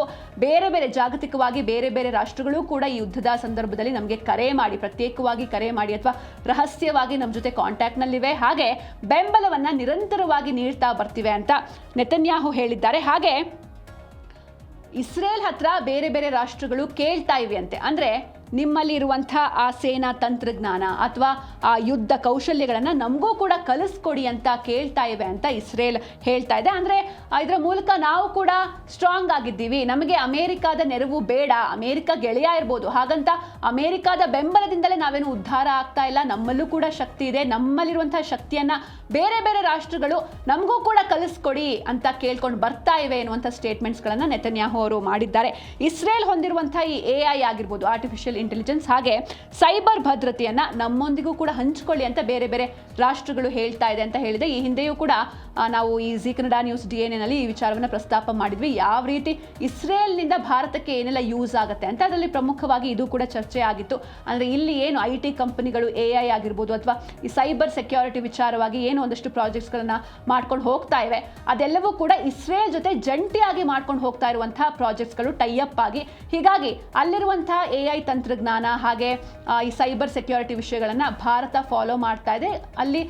ಹೀಗಾಗಿ ಬೇರೆ ಬೇರೆ ರಾಷ್ಟ್ರಗಳು ಕೂಡ ಅಲ್ಲಿರುವಂಥ ಟೆಕ್ನಾಲಜಿಯನ್ನು ಪಡೆಯೋದಕ್ಕೆ ಸೂಚನೆ ಅಥವಾ ಕೇಳ್ತಾ ಇವೆ, ನಮಗೂ ಕೂಡ ಕಲಿಸ್ಕೊಡಿ ಅಂತ ಕೇಳ್ತಾ ಇವೆ ಅಂತ ಇಸ್ರೇಲ್ ಹೇಳಿದೆ. JD ವ್ಯಾನ್ಸ್ ಸೊಕ್ಕಿನ ಮಾತಿಗೆ ಇಸ್ರೇಲ್ ನೀಡಿರುವಂಥ ತಿರುಗೇಟು ಈ ರೀತಿ ಇತ್ತು. ನೆತನ್ಯಾಹು ಅವರು ಇಷ್ಟೆಲ್ಲ ಮಾತಾಡಿ ಭಾರತವನ್ನು ಉಲ್ಲೇಖಿಸಿ ಒಂದಷ್ಟು ಹೊಗಳಿದ್ರು ಭಾರತವನ್ನು, ಅದಾದ್ಮೇಲೆ ಶಕ್ತಿಶಾಲಿ ರಾಷ್ಟ್ರ ಅದು ಇದು ಅಂತ. ಅದಾದಮೇಲೆ ಇನ್ನೊಂದಿಷ್ಟು ಪಾಯಿಂಟ್ಸ್ಗಳನ್ನ ಆ್ಯಡ್ ಆನ್ ಮಾಡಿದ್ದಾರೆ. ಸಾಮಾಜಿಕ ಮಾಧ್ಯಮಗಳು ಮತ್ತು ಅಂತಾರಾಷ್ಟ್ರೀಯ ಮಾಧ್ಯಮಗಳ ಒಂದು ವರ್ಗ ಇಸ್ರೇಲನ್ನು ಈ ಯುದ್ಧದ ವಿಚಾರವಾಗಿ ಯಾವಾಗಲೂ ಟೀಕೆಯನ್ನು ಮಾಡ್ತಾ ಇದ್ರೂ ಕೂಡ ವಾಸ್ತವದಲ್ಲಿ ಜಗತ್ತಿನ ಅನೇಕ ದೇಶಗಳ ನಾಯಕರು ನಮಗೆ ಪರ್ಸ್ನಲ್ ಆಗಿ ಕಾಲ್ ಮಾಡಿ ಸಪೋರ್ಟ್ ಮಾಡ್ತಿದ್ದಾರೆ ಅಂತ ಬಹಿರಂಗಪಡಿಸಿದ್ದಾರೆ. ಜಗತ್ತಿನ ಹಲವು ನಾಯಕರು ತಮಗೆ ಕರೆ ಮಾಡಿ ನಮಗೆ ಸಾರ್ವಜನಿಕ ಅಭಿಪ್ರಾಯದ ಕೆಲವು ರಾಜಕೀಯ ಸಮಸ್ಯೆಗಳು ಇರಬಹುದು, ಆದರೆ ನಮಗೆ ಇಸ್ರೇಲ್ ಮೇಲೆ ಸಾಕಷ್ಟು ಗೌರವ ಇದೆ. ನಿಮ್ಮ ಇಸ್ರೇಲ್ ಸೇನೆ ಜಗತ್ತಿನಲ್ಲೇ ಅತ್ಯಂತ ಶ್ರೇಷ್ಠವಾದದ್ದು. ನಾವಿಲ್ಲಿ ಗಮನಿಸಬಹುದು, ಇಸ್ರೇಲ್ನಿಂದಲೇ ನಾವು ಬಹುತೇಕ ಈ ಶಸ್ತ್ರಾಸ್ತ್ರಗಳು, ಈ ರಕ್ಷಣಾ ವ್ಯವಸ್ಥೆಗಳಿಗೆ ಬೇಕಾಗಿರುವಂಥ ವೆಪನ್ಸ್ಗಳನ್ನೆಲ್ಲ ನಾವು ಭಾರತ ಕೂಡ ಇಸ್ರೇಲ್ನಿಂದನೇ ಇಂಪೋರ್ಟ್ ಮಾಡ್ಕೊಳ್ಳುತ್ತೆ. ಹಾಗೆ ಇಸ್ರೇಲ್ನಲ್ಲಿರುವಂಥ ಸೇನಾ ತಂತ್ರಜ್ಞಾನ, ಯುದ್ಧ ಕೌಶಲ್ಯಗಳನ್ನು ಎಕ್ಸ್ಪರ್ಟ್ಸ್ ಇದ್ದಾರೆ, ಆ ಎಕ್ಸ್ಪರ್ಟೀಸ್ಗಳನ್ನೆಲ್ಲ ನಮಗೂ ಕೂಡ ಕಲಿಸ್ಕೊಡಿ ಅಂತ ಬೇರೆ ಬೇರೆ ರಾಷ್ಟ್ರಗಳು ಕೇಳ್ತಾ ಇದೆ. ಹಾಗೆ ಇಸ್ರೇಲ್ ಹೊಂದಿರುವಂತಹ ಕೃತಕ ಬುದ್ಧಿಮತ್ತೆ ಮತ್ತು ಸೈಬರ್ ಭದ್ರತೆಯ ಪರಿಣಿತಿಯನ್ನು ನಮ್ಮೊಂದಿಗೆ ಹಂಚಿಕೊಳ್ಳಿ ಅಂತ ಒಪ್ಪಂದಗಳಿಗೆ ಮುಂದೆ ಬರ್ತಿದ್ದಾರೆ ಅಂತ ನೆತನ್ಯಾಹು ಹೆಮ್ಮೆಯಿಂದ ಹೇಳಿದ್ದಾರೆ. ಅಂದರೆ ಇದರ ಮೂಲಕ ನಮ್ಮ ದೇಶನೂ ಯಾವುದೇ ರೀತಿ ಕಮ್ಮಿ ಇಲ್ಲ, ಅಮೆರಿಕ ಮುಂದೆ ನಾವೇನು ಸಣ್ಣವರಲ್ಲ ಅನ್ನೋದನ್ನು ಮತ್ತೊಮ್ಮೆ ಪ್ರೂವ್ ಮಾಡಿದ್ದಾರೆ. ಸೈಬರ್ ಸುರಕ್ಷತಾ ತಂತ್ರಜ್ಞಾನದಲ್ಲಿ ಇಸ್ರೇಲ್ ಜಗತ್ತಿನಲ್ಲೇ 2ನೇ ಅತ್ಯಂತ ಪ್ರಭಾವಶಾಲಿ ದೇಶವಾಗಿದ್ದು, ಅದರ ತಂತ್ರಜ್ಞಾನದ ಶಕ್ತಿಯಿಂದಾಗಿ ಜಗತ್ತಿನಾದ್ಯಂತ ತೆರೆಮರೆಯಲ್ಲಿ ಅಸಂಖ್ಯಾತ ಮಿತ್ರರನ್ನು ಇಸ್ರೇಲ್ ಹೊಂದಿದೆ ಅಂತಲೂ ಕೂಡ ಅವರು ಈ ಸಂದರ್ಭದಲ್ಲಿ ಒಂದು ಸ್ಪಷ್ಟನೆಯನ್ನು ನೀಡಿದರು. ಅಂದರೆ ಈ ಇಸ್ರೇಲ್ನಿಂದ ಕೃಷಿ ವಿಚಾರ ಆಗಿರ್ಬೋದು ಅಥವಾ ಈ ಯುದ್ಧದ ವಿಚಾರವಾಗಿರ್ಬೋದು, ಯುದ್ಧ ಅಂತ ಬಂದರೆ ಅಪ್ಗ್ರೇಡೆಡ್ ಶಸ್ತ್ರಾಸ್ತ್ರಗಳು, ರಕ್ಷಣಾ ವ್ಯವಸ್ಥೆಗಳನ್ನು ನಾವು ಇಸ್ರೇಲ್ನಿಂದ ಪಡಿತಾ ಇದ್ದೀವಿ. ಹಾಗೆ IT ಅಂತ ಬಂದರೆ ನಾನು ಹೇಳಿದೆ AI ಮತ್ತು ಸೈಬರ್ ಸೆಕ್ಯೂರಿಟಿ, ಜೊತೆಗೆ ಕೃಷಿ ಮತ್ತು ತಂತ್ರಜ್ಞಾನ ಅಂತ ಬಂದರೂ ಕೂಡ ಈ ಹನಿ ನೀರಾವರಿ ತಂತ್ರಜ್ಞಾನ, ಡ್ರಿಪ್ ಇರಿಗೇಷನ್ ಅಂತ ಏನು ಕರಿತೀವಿ, ಇದರಿಂದ ನೀರು ಕೂಡ ಸೇವ್ ಆಗುತ್ತೆ. ಭಾರತದ ಕೃಷಿ ವಲಯದಲ್ಲಿ ಇಸ್ರೇಲ್ನ ಹನಿ ನೀರಾವರಿ, ಡ್ರಿಪ್ ಇರಿಗೇಷನ್ ಮತ್ತು ಕನಿಷ್ಠ ನೀರಿನಲ್ಲಿ ಗರಿಷ್ಠ ಇಳುವರಿ ಪಡೆಯುವಂಥ ತಂತ್ರಜ್ಞಾನವನ್ನು ನಾವು ವ್ಯಾಪಕವಾಗಿ ಬಳಸ್ತೀವಿ. ಇದು ಮೂಲತಃ ಇಸ್ರೇಲ್ನ ತಂತ್ರಜ್ಞಾನ. ಇದರ ಜೊತೆಗೆ ಭಾರತದ ಹಲವು ರಾಜ್ಯಗಳಲ್ಲಿ ಇಸ್ರೇಲ್ ಮಾದರಿ ಕೃಷಿ ಕೇಂದ್ರಗಳನ್ನು ಕೂಡ ಸ್ಥಾಪಿಸಲಾಗಿದೆ. ಜೊತೆಗೆ ಸ್ಟಾರ್ಟಪ್ ಸಹಯೋಗ, ಅಂದರೆ ಇಸ್ರೇಲನ್ನು ಸ್ಟಾರ್ಟಪ್ ನೇಷನ್ ಅಂತಲೇ ಹೇಳಲಾಗುತ್ತೆ. ಹೀಗಾಗಿ ಭಾರತ ಸಾಫ್ಟ್ವೇರ್ ಶಕ್ತಿ ಆಗಿರ್ಬೋದು, ಇಸ್ರೇಲ್ನ ತಂತ್ರಜ್ಞಾನದ ಹೊಸ ಹೊಸ ವಿಷಯಗಳೇನಿದೆ ಅದು ಸೈಬರ್ ಸೆಕ್ಯೂರಿಟಿ ಹಾಗೆ AI ಕ್ಷೇತ್ರಗಳಲ್ಲಿ ಭಾರತ ಹಾಗೂ ಇಸ್ರೇಲ್ ಜಂಟಿಯಾಗಿ ಕೆಲಸವನ್ನು ಮಾಡ್ತಾ ಇದೆ. ಹೀಗಾಗಿ ಇಸ್ರೇಲ್ ತನ್ನನ್ನು ತಾನು ಪ್ರೂವ್ ಮಾಡ್ಕೊಳ್ಬೇಕಿತ್ತು, ಅದನ್ನು ಅದು ಹೆಮ್ಮೆಯಿಂದ ಇಸ್ರೇಲ್ ಮಾಡ್ಕೊಂಡಿದೆ ಅಂತ ಹೇಳ್ಬೋದು. ಇದರ ನಡುವೆ ಇಷ್ಟೆಲ್ಲ ಮಿಸ್ಅಂಡರ್ಸ್ಟ್ಯಾಂಡಿಂಗ್ಸ್ನ ನಡುವೆ ಟ್ರಂಪ್ ಹಾಗೂ ನೆತನ್ಯಾಹು ರಹಸ್ಯವಾಗಿ ಭೇಟಿಯಾಗುವಂಥ ಸಾಧ್ಯತೆ ಕೂಡ ಇದೆ ಎನ್ನುವಂಥ ಮಾಹಿತಿಗಳು ಸಿಗ್ತಾ ಇದೆ. ಯಾವ ಕಾರಣಕ್ಕೆ ಭೇಟಿ ಆಗ್ತಾರೆ, ಎಲ್ಲಿ ಭೇಟಿ ಆಗ್ತಾರೆ ಎಲ್ಲವನ್ನೂ ಕೂಡ ನೋಡ್ತಾ ಹೋಗೋಣ. ನಾನಾಗಲೇ ಹೇಳಿದೆ, ಈ ಇರಾನ್ ಮತ್ತು ಈ ಲೆಬನಾನ್ ವಿಚಾರವಾಗಿ ಸ್ವಲ್ಪ ಇಸ್ರೇಲ್ಗೆ ಕಾಂಪ್ರಮೈಸ್ ಆಗೋದಕ್ಕೆ ಇಷ್ಟ ಇಲ್ಲ. ಲೆಬನಾನ್ ಮೇಲೆ ಅಟ್ಯಾಕ್ ಮಾಡಬಾರ್ದು ಅಂತ ಇರಾನ್ ಹೇಳಿತ್ತು, ಆದರೆ ಇಲ್ಲ, ಹಿಜ್ಬುಲ್ ಸಂಘ ಇರೋದೇ, ಆ ಸಂಘಟನೆ ಇರೋವಂಥ ಪ್ರದೇಶವೇ ಲೆಬನಾನ್, ಉಗ್ರರ ನೆಲೆಬೀಡದು. ಹಾಗೆ ಹಿಜ್ಬುಲ್ಲಾ ಸಂಘಟನೆ ಯಾವಾಗ ಬಂತು ಅಸ್ತಿತ್ವಕ್ಕೆ, ಆಗ ಅವರು ಪ್ರಮುಖವಾಗಿ ಹೇಳಿದ್ದೇ ಅದು ಇಸ್ರೇಲ್ನ ನಾಶ ಮಾಡೋದೇ ನಮ್ಮ ಗುರಿ ಅಂತ. ಅದಾದಮೇಲೆ ಅಟ್ಯಾಕ್ಗಳು ಕೂಡ ನಡೆದ್ವು. ಇದೆಲ್ಲ ಆಗಿ ಇಸ್ರೇಲ್ನಲ್ಲಿ ಸಾಕಷ್ಟು ಅಮಾಯಕರು ಪ್ರಾಣವನ್ನು ಕೂಡ ಕಳೆದುಕೊಂಡಿದ್ರು ಲೆಬನಾನ್ ಕಡೆಯಿಂದ. ಹೀಗಾಗಿ ಈ ಸಂದರ್ಭದಲ್ಲಿ ಈಗ ಒಂದು ಒಳ್ಳೆ ಅವಕಾಶ ಸಿಕ್ಕಿದೆ, ಲೆಬನಾನ್ ಮೇಲೆ ನಾವು ಆ ಸೇಡನ್ನು ತೀರಿಸ್ಕೊಳ್ತೀವಿ ಅಂತ ಇಸ್ರೇಲ್ ಮುಂದಾಗಿದೆ. ಈ ಸಂದರ್ಭದಲ್ಲಿ ಈ ಶಾಂತಿ ಒಪ್ಪಂದದಲ್ಲಿ ಲೆಬನಾನ್ ಮೇಲೆ ಅಟ್ಯಾಕ್ ಆಗಬಾರ್ದು ಹಂಗೆ ಹಿಂಗೆ ಅಂತ ಹೇಳಿದಾಗ ಒಂದಿಷ್ಟು ಮಿಸ್ಅಂಡರ್ಸ್ಟ್ಯಾಂಡಿಂಗ್ಸ್ ಆಗಿತ್ತು. ಇದೆಲ್ಲದರ ಹೊರತಾಗಿ ಈ ಮಾತಿನ ವಾಗ್ಯುದ್ಧ ಇವೆಲ್ಲವನ್ನು ಬಿಟ್ಟು ಟ್ರಂಪ್ ಹಾಗೆ ನೆತನ್ಯಾಹು ರಹಸ್ಯವಾಗಿ ಮೀಟ್ ಮಾಡುವಂಥ ಸಾಧ್ಯತೆ ಇದೆ ಎನ್ನುವಂಥ ಮಾಹಿತಿಗಳು ಕೂಡ ಸಿಗ್ತಾ ಇದೆ. ಟ್ರಂಪ್ ಹಾಗೆ ಬೆಂಜಮಿನ್ ನೆತನ್ಯಾಹು, ಅಂದರೆ ಇಸ್ರೇಲ್ನ ಪ್ರಧಾನಿ ಬೆಂಜಮಿನ್ ನೆತನ್ಯಾಹು ರಹಸ್ಯ ಭೇಟಿಯಾಗುವಂಥ ಸಾಧ್ಯತೆ ಇದೆ. ಒಂದು ಕಡೆ ಇರಾನ್, ಲೆಬನಾನ್ ಮತ್ತು ಮಧ್ಯಪ್ರಾಚ್ಯದ ಪ್ರಾದೇಶಿಕ ಭದ್ರತೆಯ ವಿಷಯದಲ್ಲಿ ಅಮೆರಿಕ ಅಧ್ಯಕ್ಷ ಡೊನಾಲ್ಡ್ ಟ್ರಂಪ್ ಹಾಗೆ ಇಸ್ರೇಲ್ ಪ್ರಧಾನಿ ನಡುವೆ ಒಂದಷ್ಟು ಮಿಸ್ಅಂಡರ್ಸ್ಟ್ಯಾಂಡಿಂಗ್ಸ್ ಗೊತ್ತೇ ಇದೆ. ಆದರೆ ಈ ಭಿನ್ನಾಭಿಪ್ರಾಯಗಳ ನಡುವೆಯೂ ಕೂಡ ನೆತನ್ಯಾಹು ಅವರ ವಿನಂತಿಯ ಮೇರೆಗೆ ಶೀಘ್ರದಲ್ಲೇ ಉಭಯ ನಾಯಕರು ಟ್ರಂಪ್ ಹಾಗೆ ನೆತನ್ಯಾಹು ವಾಷಿಂಗ್ಟನ್ನಲ್ಲಿ ಮುಖಾಮುಖಿ ಭೇಟಿಯಾಗಲಿದ್ದಾರೆ ಎನ್ನುವಂಥ ಒಂದಷ್ಟು ವಿಚಾರಗಳನ್ನು ಅಲ್ಲಿರುವಂಥ ಮಾಧ್ಯಮಗಳು ವರದಿ ಮಾಡಿವೆ. ನ್ಯಾಟೋ ಶೃಂಗಸಭೆಯಲ್ಲಿ ಸ್ವಲ್ಪ ಟ್ರಂಪ್ ಬ್ಯುಸಿಯಾಗಿದ್ದಾರೆ. ಅದನ್ನು ಮುಗಿಸಿ ಟ್ರಂಪ್ ವಾಪಸ್ ಬಂದ ಮೇಲೆ ಈ ಉನ್ನತ ಮಟ್ಟದ ಸಭೆ ನಡೆಯುತ್ತೆ. ಮುಂಬರುವಂಥ ಅಕ್ಟೋಬರ್ನಲ್ಲಿ ಇಸ್ರೇಲ್ನಲ್ಲಿ ಸಾರ್ವತ್ರಿಕ ಎಲೆಕ್ಷನ್ಗಳು ಇರುತ್ತೆ. ಈ ಹಿನ್ನೆಲೆಯಲ್ಲಿ ಈ ರಾಜತಾಂತ್ರಿಕ ಭೇಟಿ ಏನಿದೆ ಜಾಗತಿಕ ರಾಜಕಾರಣದಲ್ಲಿ ಭಾರಿ ಪ್ರಾಮುಖ್ಯತೆಯನ್ನು ಪಡೆದುಕೊಳ್ತಾ ಇದೆ. ಉಭಯ ನಾಯಕರು ಕೂಡ ವಾಷಿಂಗ್ಟನ್ನಲ್ಲಿ ಮುಖಾಮುಖಿಯಾಗಿ ಚರ್ಚೆ ಮಾಡುವಂಥ ಎಲ್ಲ ಸಾಧ್ಯತೆ ಇದೆ. ನ್ಯಾಟೋ ಶೃಂಗಸಭೆಯಲ್ಲಿ ಟ್ರಂಪ್ ಇದ್ದಾರೆ, ಅದರಿಂದ ವಾಪಸ್ ಬಂದ ಮೇಲೆ ಈ ಒಂದು ಉನ್ನತ ಮಟ್ಟದ ಮೀಟಿಂಗ್ ಆಗ್ಬೋದು. ಇಸ್ರೇಲ್ನಲ್ಲಿ ಏನು ಎಲೆಕ್ಷನ್ಸ್ ನಡೆಯುತ್ತೆ, ಈ ರೀತಿ ಮಿಸ್ಅಂಡರ್ಸ್ಟ್ಯಾಂಡಿಂಗ್ಸ್ ಇದ್ದರೆ ಅದು ಎಲೆಕ್ಷನ್ ಮೇಲೆಯೂ ಕೂಡ ಪ್ರಭಾವ ಬೀರುವಂಥ ಸಾಧ್ಯತೆ ಇದೆ. ಹೀಗಾಗಿ ಈ ಹಿನ್ನೆಲೆಯಲ್ಲಿ ಒಗ್ಗಟ್ಟು ಪ್ರದರ್ಶನ ಮಾಡೋದಕ್ಕೆ ನೆತನ್ಯಾಹು ಹಾಗೆ ಟ್ರಂಪ್ ಮುಂದಾಗಿದ್ದಾರೆ. ಇದರ ಜೊತೆಗೆ ನಾನು ಆಗಲೇ ಹೇಳಿದೆ, ಜಾಗತಿಕವಾಗಿ ಇಸ್ರೇಲ್ನ ತಂತ್ರಜ್ಞಾನಗಳು ಅಥವಾ ರಕ್ಷಣಾ ವ್ಯವಸ್ಥೆಗಳು ಎಷ್ಟರ ಮಟ್ಟಿಗೆ ಬೇಡಿಕೆಯಲ್ಲಿವೆ ಅಂತ, ಅದ್ರ ಬಗ್ಗೆಯೂ ಕೂಡ ನೋಡ್ತಾ ಹೋಗೋಣ. ಜಾಗತಿಕವಾಗಿ ಇಸ್ರೇಲ್ ತಂತ್ರಜ್ಞಾನಕ್ಕೆ ಭಾರಿ ಬೇಡಿಕೆ ಇದೆ. ಸೈಬರ್ ತಂತ್ರಜ್ಞಾನದಲ್ಲಿ ಇಸ್ರೇಲ್ ವಿಶ್ವದಲ್ಲೇ 2ನೇ ಸ್ಥಾನ. ಈ ಸೈಬರ್ ಸೆಕ್ಯೂರಿಟಿ ಈ ವಿಚಾರವಾಗಿ ಇದನ್ನು ಭಾರತ ಕೂಡ ಅಡಾಪ್ಟ್ ಮಾಡ್ಕೊಳ್ತಾ ಇದೆ. ಇಸ್ರೇಲ್ಗೆ ತಂತ್ರಜ್ಞಾನ ಮತ್ತು ಮಿಲಿಟರಿ ರಂಗದಲ್ಲಿ ವಿಶ್ವದ ಹಲವು ರಾಷ್ಟ್ರಗಳು ಸಪೋರ್ಟ್ ಮಾಡ್ತಾ ಇವೆ. ವಿಶ್ವದ ಹಲವು ದೇಶಗಳ ನಾಯಕರು ನನಗೆ ವೈಯಕ್ತಿಕವಾಗಿ ಕರೆ ಮಾಡಿ ತಿಳಿಸಿದ್ದಾರೆ, ನಮಗೆ ನಿಮ್ಮ ಬೆಂಬಲ ಬೇಕು, ಅಥವಾ ನಮಗೂ ಕೂಡ ಅದನ್ನು ತಿಳಿಸ್ಕೊಡಿ, ಯಾವ ರೀತಿ ಇದನ್ನು ಅಪ್ಗ್ರೇಡ್ ಮಾಡ್ತೀರಾ ಅಥವಾ ಡೆವಲಪ್ ಮಾಡ್ತೀರಾ, ಟೆಕ್ನಾಲಜಿ ಯಾವ ರೀತಿ ಮಾಡಬೇಕು, ಆ್ಯಪ್ಗಳನ್ನ ಯಾವ ರೀತಿ ಮಾಡಬೇಕು, ಎಲ್ಲವನ್ನೂ ಕೂಡ ನಮಗೂ ತಿಳಿಸ್ಕೊಡಿ ಅಂತ ಬೇರೆ ಬೇರೆ ದೇಶಗಳ ನಾಯಕರು ಕಾಲ್ ಮಾಡ್ತಿದ್ದಾರೆ ಪರ್ಸ್ನಲಿ ಅಂತ ನೆತನ್ಯಾಹು ಅವರೇ ಹೇಳಿದ್ದಾರೆ. ನಮ್ಮ ಮಿಲಿಟರಿ ತಂತ್ರಗಳು, AI ಮತ್ತು ಸೈಬರ್ ಸೆಕ್ಯೂರಿಟಿಗೆ ಸಾಕಷ್ಟು ಮೆಚ್ಚುಗೆ ಕೂಡ ವ್ಯಕ್ತವಾಗ್ತಾ ಇದೆ ಅಂತ ಅವರು ತಿಳಿಸಿದ್ದಾರೆ. ಪರಿಣಿತಿಯನ್ನು ತಮಗೂ ಕಲಿಸಿಕೊಡುವಂತೆ ಒಪ್ಪಂದಗಳಿಗೆ ಮನವಿಯನ್ನು ಮಾಡಲಾಗಿದೆ ಎನ್ನುವಂಥ ಮಾಹಿತಿ ಕೂಡ ಅವರು ಶೇರ್ ಮಾಡ್ಕೊಂಡಿದ್ದಾರೆ. ಒಟ್ಟಾರೆಯಾಗಿ ತಮ್ಮ ಹೆಮ್ಮೆಯ ವಿಚಾರವನ್ನು ಅವರು ಹಂಚಿಕೊಂಡಿದ್ದಾರೆ. ಇಷ್ಟಕ್ಕೆಲ್ಲ ಕಾರಣ ಅಂದರೆ ಈ ರೀತಿ ನೆತನ್ಯಾಹು ರಿಯಾಕ್ಟ್ ಮಾಡೋದಕ್ಕೆ ಕಾರಣ JD ವ್ಯಾನ್ಸ್ ಅವರು ಕೊಟ್ಟಂಥ ಒಂದು ಸ್ಟೇಟ್ಮೆಂಟ್. ನಾನು ಆರಂಭದಲ್ಲೇ ಹೇಳಿದ್ದೆ ಏನಾಯಿತು ಎತ್ತ ಅಂತ, ಅದನ್ನು ಇನ್ ಡೀಟೇಲ್ ನೋಡ್ತಾ ಹೋಗೋಣ. ಹಾಗಾದರೆ JD ವ್ಯಾನ್ಸ್ ಹೇಳಿದ್ದೇನು? ಈ ಹಿಂದೆ ಅಮೆರಿಕಾದ ಉಪಾಧ್ಯಕ್ಷ JD ವ್ಯಾನ್ಸ್ ಕಡೆಯಿಂದ ಬಂದಂತಹ ಒಂದು ಸ್ಟೇಟ್ಮೆಂಟ್ ಏನು? ಇಡೀ ಜಗತ್ತಿನಲ್ಲಿ ಇಸ್ರೇಲ್ ಪರವಾಗಿ ನಿಂತಿರುವಂಥ ಏಕೈಕ ನಾಯಕ ಅಂದರೆ ಅದು ಟ್ರಂಪ್ ಮಾತ್ರ ಎನ್ನುವಂಥ ಒಂದು ಸ್ಟೇಟ್ಮೆಂಟ್ನ ನೀಡಿದ್ರು. ಇದು ಇಸ್ರೇಲ್ನ ಸಾಕಷ್ಟು ಪ್ರವೋಕ್ ಮಾಡಿದೆ. ನಾನೇನಾದರೂ ಇಸ್ರೇಲ್ನಲ್ಲಿದ್ದಿದ್ರೆ ಅಥವಾ ಇಸ್ರೇಲ್ ಸರ್ಕಾರದ ಭಾಗವಾಗಿದ್ದರೆ, ಜಾಗದಲ್ಲಿದ್ದರೆ, ಪ್ರಬಲ ಮಿತ್ರನ ಮೇಲೆ ಈ ರೀತಿ ಮಾತಿನಲ್ಲಿ ದಾಳಿ ಮಾಡ್ತಾ ಇರಲಿಲ್ಲ, ಆತನನ್ನ ಸರ್ಕ್ಯಾಸ್ಟಿಕ್ ಆಗಿ ಟೀಕಿಸ್ತಾ ಇರಲಿಲ್ಲ, ವ್ಯಂಗ್ಯವಾಡ್ತಾ ಇರಲಿಲ್ಲ, ಟಾಂಗ್ ಕೊಡ್ತಾ ಇರಲಿಲ್ಲ ಎನ್ನುವಂಥ ಒಂದಷ್ಟು ವಿಚಾರಗಳನ್ನ ಅವರು ಪ್ರಸ್ತಾಪ ಮಾಡಿದ್ದಾರೆ. ಇಡೀ ಜಗತ್ತಿನಲ್ಲಿ ಇಸ್ರೇಲ್ ಪರವಾಗಿ ನಿಂತಿರುವಂಥ ಏಕೈಕ ನಾಯಕ ಅಂದರೆ ಅದು ಟ್ರಂಪ್ ಮಾತ್ರ ಅಂತ ಹೇಳಿದ್ದಾರೆ. ಇದರ ಜೊತೆಗೆ ಕೇವಲ ಮಿಲಿಟರಿ ಶಕ್ತಿಯಿಂದಲೇ ನಿಮ್ಮ ಸಮಸ್ಯೆಗಳನ್ನು ಸಾಲ್ವ್ ಮಾಡ್ಕೊಳ್ಳೋದಕ್ಕೆ ಯಾವತ್ತೂ ಕೂಡ ಸಾಧ್ಯ ಇಲ್ಲ. ಇಸ್ರೇಲ್ ಸರ್ಕಾರಕ್ಕೆ ಈ ರೀತಿ ಕಠಿಣ ಸಂದೇಶವನ್ನು ಅಮೆರಿಕ ಉಪಾಧ್ಯಕ್ಷ JD ವ್ಯಾನ್ಸ್ ನೀಡಿದ್ರು. ಆದರೆ ಈ ಒಂದು ಸಂದೇಶಕ್ಕೆ ಸಖತ್ತಾಗಿಯೇ ತುಂಬಾ ಸ್ಟ್ರಾಂಗ್ ಆಗಿಯೇ ರಿಯಾಕ್ಷನ್ ಕೂಡ ಬಂದಿದೆ ಇಸ್ರೇಲ್ ಕಡೆಯಿಂದ. ಕಳೆದ ತಿಂಗಳು ಶ್ವೇತಭವನದಲ್ಲಿ ಒಂದು ಪ್ರೆಸ್ ಮೀಟ್ ಇರುತ್ತೆ. ಹಾಗೆ ದಿ ನ್ಯೂಯಾರ್ಕ್ ಟೈಮ್ಸ್ ಇಂಟರ್ವ್ಯೂನಲ್ಲಿ JD ವ್ಯಾನ್ಸ್ ಈ ರೀತಿ ಒಂದು ಇಸ್ರೇಲ್ ಸರ್ಕಾರಕ್ಕೆ ಕಠಿಣ ಮೆಸೇಜನ್ನು ನೀಡಿದರು. ಈ ರೀತಿ ತನ್ನ ಇರೋದು ಒಬ್ಬನೇ ಫ್ರೆಂಡು ಟ್ರಂಪ್, ಆತನ ವಿರುದ್ಧ ಈ ರೀತಿ ಹೇಳಿಕೆಗಳನ್ನ ನೀಡಿರೋದು ನಿಜಕ್ಕೂ ಖಂಡನೀಯ. ನಾನೇನಾದರೂ ಇದರಲ್ಲಿ ಇದ್ದಿದ್ರೆ ಇದನ್ನು ವಿರೋಧಿಸ್ತಾ ಇದೆ ಅಂತ ಹೇಳಿದರು. ಅದಕ್ಕೆ ತಕ್ಕನಾಗಿ ಇಸ್ರೇಲ್ ಕೂಡ ನಾವೇನು ಕಮ್ಮಿ ಇಲ್ಲ, ನಮಗೆ ಯಾರ ಸಪೋರ್ಟ್ ಕೂಡ ಬೇಕಾಗಿಲ್ಲ, ಬೇರೆ ದೇಶಗಳು ಕೂಡ ಸಪೋರ್ಟ್ ಮಾಡ್ತಾ ಇದೆ ಅನ್ನುವಂಥ ಆ್ಯಂಗಲ್ನಲ್ಲಿ ಕೌಂಟರ್ ಕೂಡ ಕೊಟ್ಟಿದೆ. ಈ ಹಿಂದೆ ಈ POK ಪಾಕ್ ಆಕ್ಯುಪೈಡ್ ಕಾಶ್ಮೀರ್ ಇಲ್ಲಿರುವಂತಹ ಜನರು ನನ್ನ ಪರವಾಗಿದ್ದಾರೆ, ಪಾಕಿಸ್ತಾನದ ಪರವಾಗಿದ್ದಾರೆ ಅಂತ ಪಾಕಿಸ್ತಾನ ಜಂಬ ಕೊಚ್ಕೊಳ್ತಾ ಇತ್ತು ಜಾಗತಿಕ ಮಟ್ಟದಲ್ಲಿ. ಆದರೆ ಕಳೆದ ಕೆಲವು ದಿನಗಳಿಂದ ಅಸಲಿಯತ್ತು ಇಡೀ ಜಗತ್ತಿನ ಮುಂದೆ ಬಯಲಾಗ್ತಾ ಇದೆ. ಅಂದರೆ ನಿಜಕ್ಕೂ ಆ POKಯಲ್ಲಿರುವಂತಹ ಜನರು ಅಕ್ಷರಶಃ ನರಕವನ್ನು ನೋಡ್ತಾ ಇದ್ದಾರೆ. ನೀವು ನೋಡ್ತಾ ಇದ್ದೀರ ದೃಶ್ಯದಲ್ಲಿ ಪಾಕಿಸ್ತಾನಕ್ಕೆ POK ಪ್ರೊಟೆಸ್ಟ್ ಪೀಕಲಾಟ ಶುರುವಾಗಿದೆ. ಅಂದರೆ ಅಲ್ಲಿರುವಂತಹ ಜನ ಬೇಸಿಕ್ ವಿಚಾರಗಳಿಗೆ ಅನ್ನ, ಅಕ್ಕಿ ಆಗಿರ್ಬೋದು, ಗೋಧಿ ಆಗಿರ್ಬೋದು, ಜೊತೆಗೆ ಈ ಕರೆಂಟ್ ಆಗಿರ್ಬೋದು, ಇದೆಲ್ಲ ಬೇಕು. ಅಂದರೆ ಇದು ಮೂಲಭೂತ ಸೌಕರ್ಯ. ಅವರೇನು ಏನೋ ಇಡೀ ದೇಶನೇ ಬೇಕು ಅಂತ ಕೇಳ್ತಾ ಇಲ್ಲ, ಅಥವಾ ಲಕ್ಸುರಿ ಲೈಫ್ ಬೇಕು ಅಂತ ಕೇಳ್ತಾ ಇಲ್ಲ. ಕೇಳ್ತಾ ಇರೋದೇನು, ಡೈಲಿ ತಿನ್ನೋದಕ್ಕೆ ಆಹಾರ ಬೇಕು, ಜೊತೆಗೆ ಕರೆಂಟ್ ಬೇಕು. ಯಾಕಂದರೆ POKನಲ್ಲೇ ಅತಿ ಹೆಚ್ಚಾಗಿ ಕರೆಂಟ್ನ ಪ್ರೊಡ್ಯೂಸ್ ಮಾಡಲಾಗುತ್ತೆ. ಆದರೆ ಪಾಕಿಸ್ತಾನ ಏನು ಮಾಡ್ತಾ ಇದೆ, ಎಲ್ಲಿ ಕರೆಂಟ್ ಉತ್ಪಾದನೆ ಆಗ್ತಾ ಇದೆಯೋ ಆ ಜಾಗವನ್ನು ಕತ್ತಲಲ್ಲಿ ಮುಳುಗಿಸಿ ಅಲ್ಲಿ ಪ್ರೊಡ್ಯೂಸ್ ಆಗ್ತಾ ಇರುವಂಥ ಕರೆಂಟ್ನ ಇಡೀ ಪಾಕಿಸ್ತಾನಕ್ಕೆ ಸಪ್ಲೈ ಮಾಡ್ತಾ ಇದೆ. ಬಟ್ ಅಲ್ಲಿರುವಂಥ ಜನರಿಗೇನೆ ಕರೆಂಟ್ ಇಲ್ಲ. ತಮ್ಮ ನೆಲದಲ್ಲೇ ಉತ್ಪಾದನೆ ಆಗ್ತಾ ಇದೆ ಕರೆಂಟ್, ಬಟ್ ಅಲ್ಲಿರೋರಿಗೆ ಕರೆಂಟ್ ಸಿಗ್ತಾ ಇಲ್ಲ, ಅಂದರೆ ಎಲೆಕ್ಟ್ರಿಸಿಟಿ ಸಿಗ್ತಾ ಇಲ್ಲ. ಈ ಎಲ್ಲ ವಿಚಾರವಾಗಿ ಅಲ್ಲಿರುವಂತಹ ಜನ POK ಜನರು ಪಾಕಿಸ್ತಾನದ ವಿರುದ್ಧ ದಂಗೆ ಎದ್ದಿದ್ರು.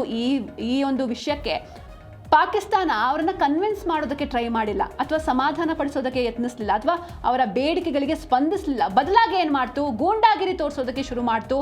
ಎಲ್ಲ ಕಡೆ ಸೈನಿಕರನ್ನು ಬಿಟ್ಟು ಅವರನ್ನು ದಿಗ್ಬಂಧನ ಹಾಕಿಸಲಾಯಿತು, ಮೂಲಭೂತ ಸೌಕರ್ಯಗಳನ್ನು ಕಟ್ ಮಾಡಿದ್ರು. ಅಂದರೆ ಯಾವ ರೀತಿ ಅಂತ ಅಂದರೆ ಅವರಿಗೆ ಬದುಕೋದಕ್ಕೆ ಸಾಧ್ಯನೇ ಆಗದೆ ಕಂಪ್ಲೀಟ್ ಆಗಿ ಶರಣಾಗಿ ಹೋಗಲಿ, ಅಷ್ಟರ ಮಟ್ಟಿಗೆ ಅವ್ರನ್ನ ಸಪ್ರೆಸ್ ಮಾಡುವಂಥ ವಿಚಾರಕ್ಕೆ ಪಾಕಿಸ್ತಾನ ಮುಂದಾಗಿದೆ. ಈ ಬಗ್ಗೆ ನಾವು ನೋಡ್ತಾ ಹೋಗೋಣ. ಸದ್ಯ ಅಲ್ಲಿರುವಂಥ ಜನರ ಪರಿಸ್ಥಿತಿ ಯಾವ ರೀತಿ ಇದೆ, ಏನು ಎತ್ತ ಅಂತ. ಸದ್ಯಕ್ಕಂತೂ POKನಲ್ಲಿ ಸೇನಾ ದಿಗ್ಬಂಧನ ಹಾಕಲಾಗಿದೆ.